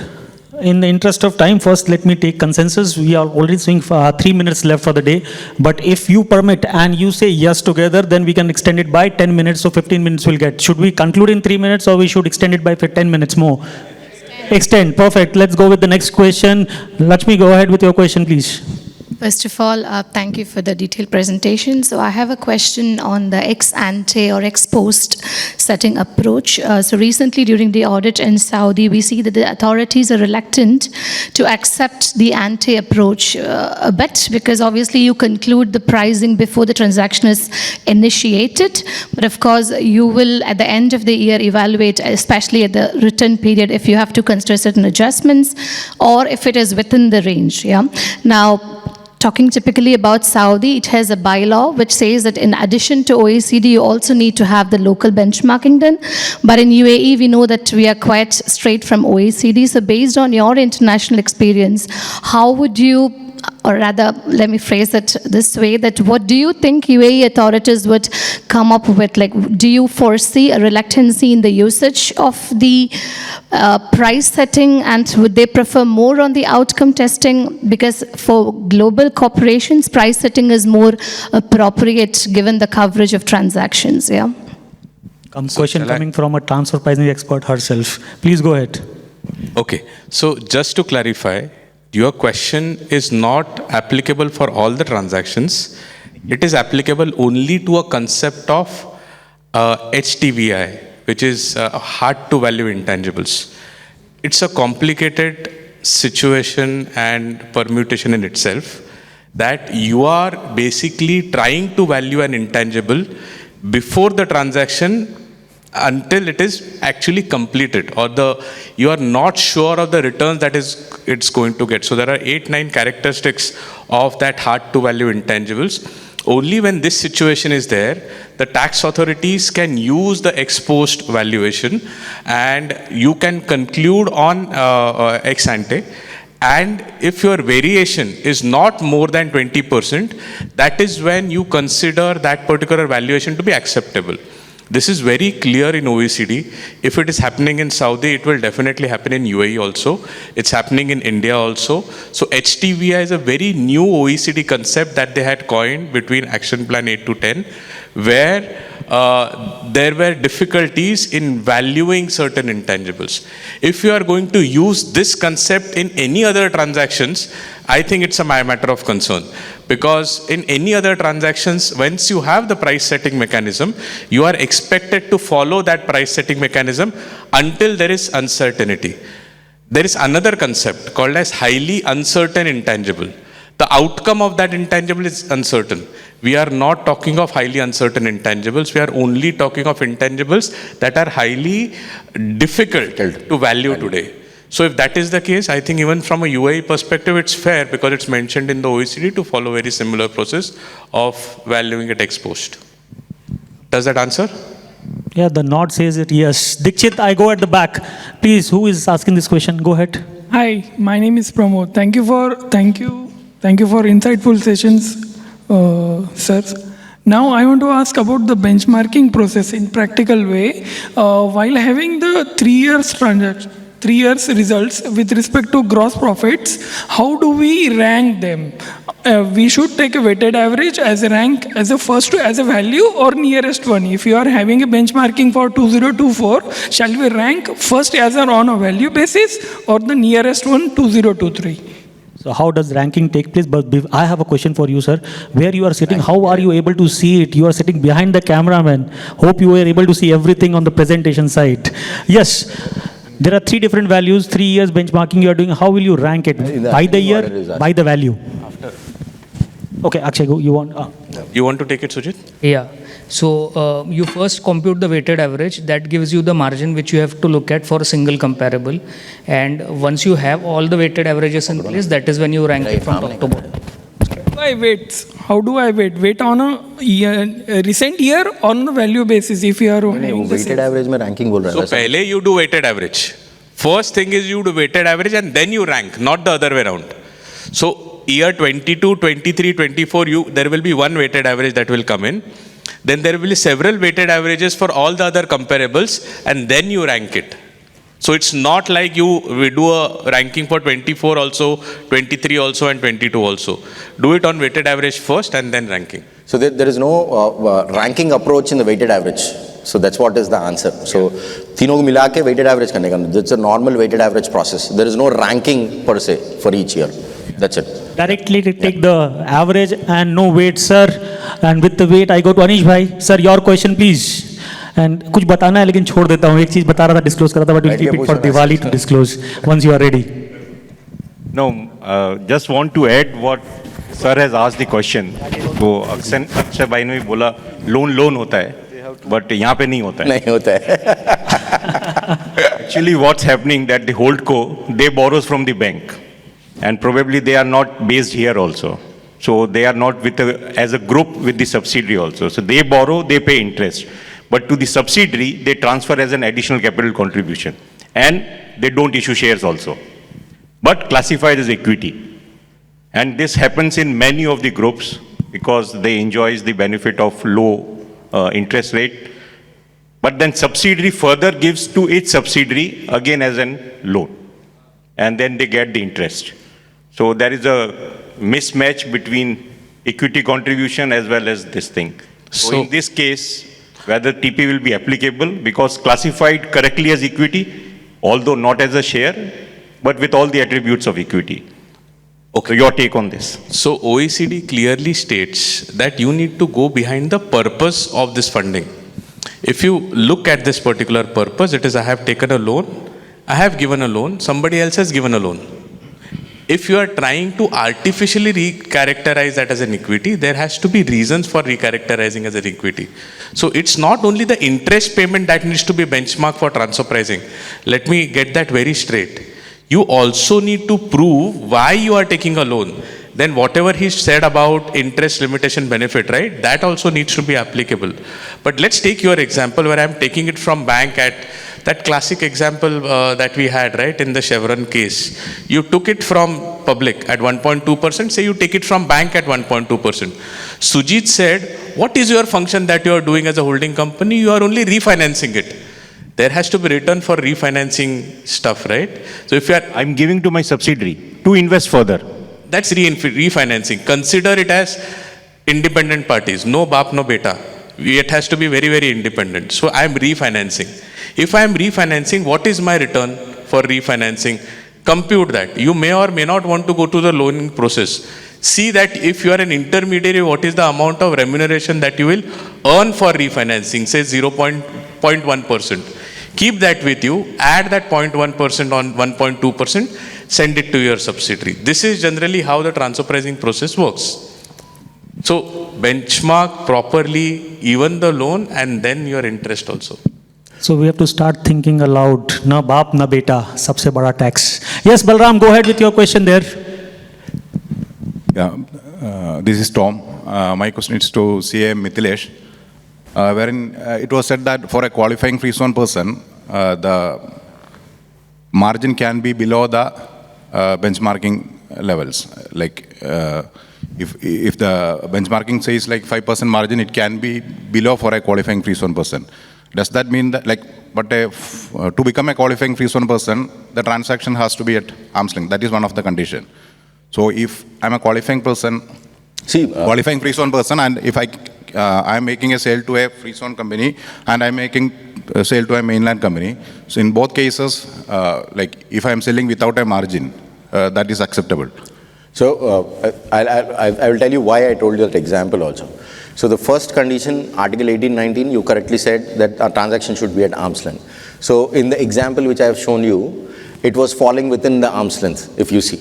But if an FTA audit is happening tomorrow, and if the transaction is between a mainland and a free zone, and free zone is falling below the threshold limit, it means that the transaction is sold at a lower price, and the mainland has purchased the transaction at a very low price. That means mainland's profit is more. That means as a group or as a consolidated level, at a unit level or a consolidated level, mainland is paying more tax. The main objective of a domestic audit tomorrow is going to be that is there any excessive or unreasonable profit that is parked in a qualified free zone or not. So your transaction should be at arm's length. If you're falling within arm's length, no problem. But if you are just below the arm's length also, if the authority is looking at you, like if the transaction is giving a higher profitability, he might leave you. Yeah, but whether that will affect my qualifying free zone person status, that is my question, because one of the condition is that it has to be at arm's length. It has to be at arm's length is what I'm trying to say. From the other side, if you're doing it, or from the, within the range, if you're doing it, it is fine. That's the first precondition. But if you're falling just below the arm's length and giving a higher profit at the mainland, then you can actually argue that I've paid more in the other side. Just one more question on that. And you have said that for a distribution business, mainly it is the gross margin, and for others it is net margin. Is it like that, or if I'm doing a distribution business, can I rely on the net margin, or I should rely on gross margin? And another to this is, if my range is like 3 to 8%, whether I should take a mid range, or if I can take like 3.1 or 3.2 at the lowest level, if I'm my benchmarking. If you are within the arm's length, it's enough, sir. So anything. Even if it is 3, even if you are touching the lower quartile or percentile also, it is fine for us. But the point that I'm trying to tell you is it has to be within. You have to target to be within. But the point is, even if you are on the border at the lower side, it's fine. And gross margin or net margin for a distribution? Gross, generally, distribution level, what generally happens is there is no value addition. So that is the reason the PLIs that are and the methods that are used are basically going for a gross evaluation of a profit. So distribution, whenever I'm doing a direct trading or a direct distribution without any value addition, without any selling cost or advertising cost or admin cost at the net level, then it is just the gross profit that needs to be evaluated. So that's the main reason why distribution pay, we go for the gross margin and the resale price method as an appropriate method also. Net margin will not be suitable. It can be done. It's not that it's not required, or it's supplementarily can be done. But the most appropriate way of benchmarking is the gross level. Thank you, sir. Perfect. That's why transfer pricing in the art, two artists can evaluate in two different directions. Go ahead, sir. Please add. Just for your first question, right? Now I'm coming from more experience on the other jurisdiction side. The term used for qualifying for being a free zone is being at arm's length. If you are below the 25th percentile, actually you are not at arm's length. So while it will not logically impact, so it's absolutely correct from a logic standpoint. But if somebody wants to take your, you can say, benefit away of free zone, they can always take a view that your transaction at not at arm's length. So there is a risk, and this has happened in past. So please be sure that before taking a decision, do a risk analysis. What is going to impact you? So I think again on this particular thing before doing a below transaction in free zone. Right? I love this panel. You are back to square one. The confusion still there. So I'll leave it there. And after this session, you can discuss with both of them. That's fine. Yes, Dikshit, I have seen your hand. Go ahead with your question. Sir, my question is regarding intra-group financing. I am confused about taking the benchmarking of jurisdiction of the lender or the borrower. Borrower. Straight. You want to say lender and put him on the same spot? No. Okay. Borrower's jurisdiction, we will go for it. Okay. I can see Sanjay. Are you there with the mics? Because I have missed you somewhere. I have seen 1 second. Sanjay is there? No, you are done with this. Yes, 1 second. Yeah. Dikshit, go ahead with that question. Then we'll come to Balram. Go ahead. So I have a very simple question. How safe it is to say that if the transaction is between two 9% paying entities, transfer pricing or arm's length requirement will not be required? I love when he said transfer pricing is simple and the question is very simple. Can you repeat that, or you understood the question? So my question is, if both the entities are paying same percentage of tax, either it can be 9% or 0%, can both the entities be excluded from applying the arm's length principle?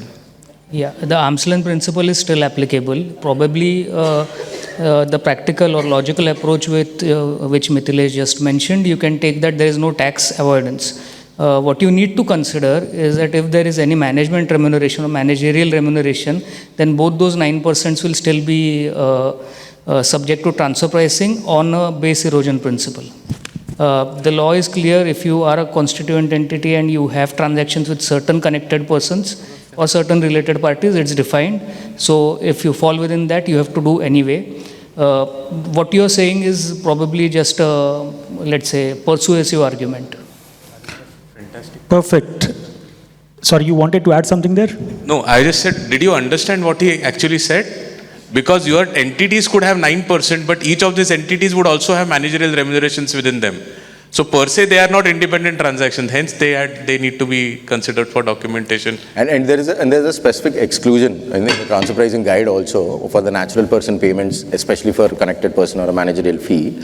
The point that both of them are trying to cover is in the diagram that I've shown in the disclosure form, local file, whether it is required or not.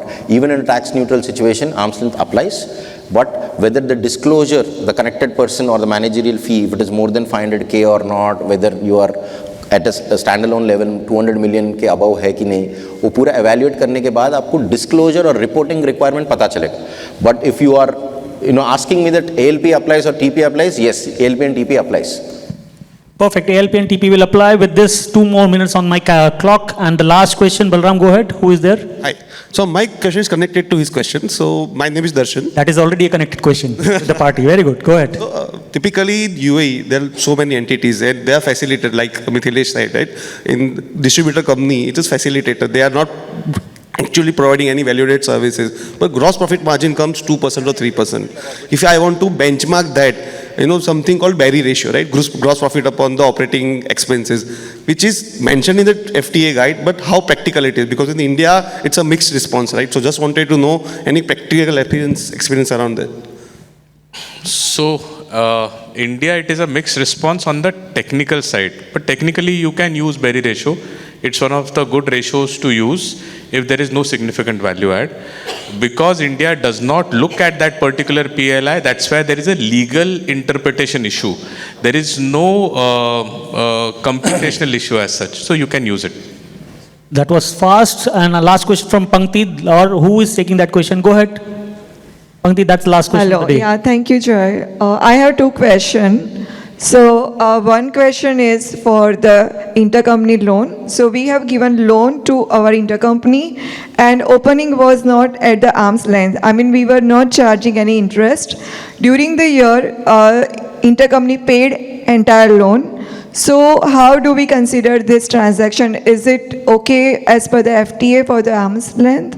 That is a question. Like, if we are not charging interest during the year and they paid entire loan during the year. That's called life cycle. It started with loan, closing with loan. Only difference is opening balance is not at arm's length. Take from both of you. Akshay, go first, please. No, I think both of them will agree with me to the extent the loan is open, right? At least for the... No, loan is not open at the close, I mean. By the end of the year, it is closed. Yeah. At the end of the year, it is closed, but Yeah. during the year, it is there, right? Yeah, it is So there, for the period for which it is open is what I said. Yeah. You need to charge an interest for it. No, And if you have not charging charged it, then you need to make an adjustment to that. Okay, fine. And one more question is there. Yeah, please. You mentioned right now that the data should be as on 31st of December. This is the first time I'm hearing because everybody is saying we have to do benchmarking, we did everything, and now we are saying, so, this is... This is a most frequently asked question also. There's a lot of confusion in the market in terms of why 24 data is required for my compliances right now. I've already done my benchmarking in 23. Exactly. Then, why are you again asking me to make it contemporaneous? The law says, as on the date of filing return of income, you update your search and keep it. So you have to be the nearest possible, demonstration of justification of the arm's length nature. That's what is the law. That's why I've showed on the screen also the guide, what exactly it is saying. So this question is very, regular. But the point that I'm trying to say is, if you have done only 23, and if you want to rely on that data and, go ahead and file September 25 right now, there will be a gap. So tomorrow, if the FTA audit comes and if he asks, you should have updated it by the time of return of income, then, as per law, we are deficient. That's what I'm trying to say. Yeah, but data will be available after December, obviously, because, Abhi update hoga. See, what will generally happen is, as on today, December 24 is not that updated. Okay. But July, August, September, by the time I really go into the filing, there is a chance that at least 30 to 40% of the 24 data will be popping up. Okay, so the question is that time, for example, if the data will change and if I have to do adjustment, now I'm a part of the listed company, I have already done everything, the other party also, because it is an intercompany transaction. I know, dual side benchmarking is there. Yeah, so then how do I do? See, in our experience, there is not much of a drastic change in the range. So it will not change as much as you are, saying as a... But it is just a hypothetical. I know, but generally from the experience of benchmarking or transfer pricing, what generally happens is it is consistent mostly. But even if there are extreme results, they're asking you to exclude in the guide. So the point that I'm trying to tell you is there might be one or two companies that might be hitting the weighted average quite widely, but the range that you are selecting and the extreme results exclusion will help you there. Okay, thank you so much. Thank you, Pankti. You said one question, you asked three, but we give it to you. Thank you very much. Thank you to all my panelists. Give a round of applause. Thank you so much, Chairman. Good job. Thank you. Thank you so much, Chairman, sir, for conducting these sessions. And I would say what a session it was, from global benchmark to the local brilliance, and from policy to the practical pathways. We have explored everything in the transfer pricing today. And there is one man who is eagerly waiting to formally do a word of thanks to all of you. May I request our committee member, C.A. Dikshit Jain, please don't go anywhere. Listen to him for a formal word of thanks. Can I have a big round of applause for Dikshit Jain? Good afternoon, everyone. Can I just have 2 minutes of yours? Because I want to thank all of you to come on a Saturday morning, leaving everything aside and learn a topic which, no matter how much you learn, you just get complicated, So I want to thank, first of all, to all of you to be here in this session entirely with all your mind and brains functioning to learn about transfer pricing. I want to thank my entire managing committee members who have worked very hard to arrange this session today. I want to thank all our sponsors, our title sponsor, Bricks and Woods, our principal sponsors, IFCO, Tele, Lulu, Motilal Oswal, SBC, Spectrum Auditing, Host Books, our platinum sponsors, CLA Emirates, UHY, Auditor Desk, HSBC, Cube Innovators, Reliant Servers, Dominic Partners, IVAS, our equity research partner, Market Mojo, banking partner, Bank of Baroda, media partner, Gulf News, our trial partner, Uranus Travels, our insurance partner, Policy Bazaar, our fitness partner, Peace Yoga, valuation partner, Windmills, and institutional partner, DPS. All right. So with that, again, thank you so much for being here and listening to me. This is the second time I'm standing here to vote, VOT, vote of thanks. Last time I was here, I was asking the vote. So this time I'm giving you the vote. Thank you so much. Thank you.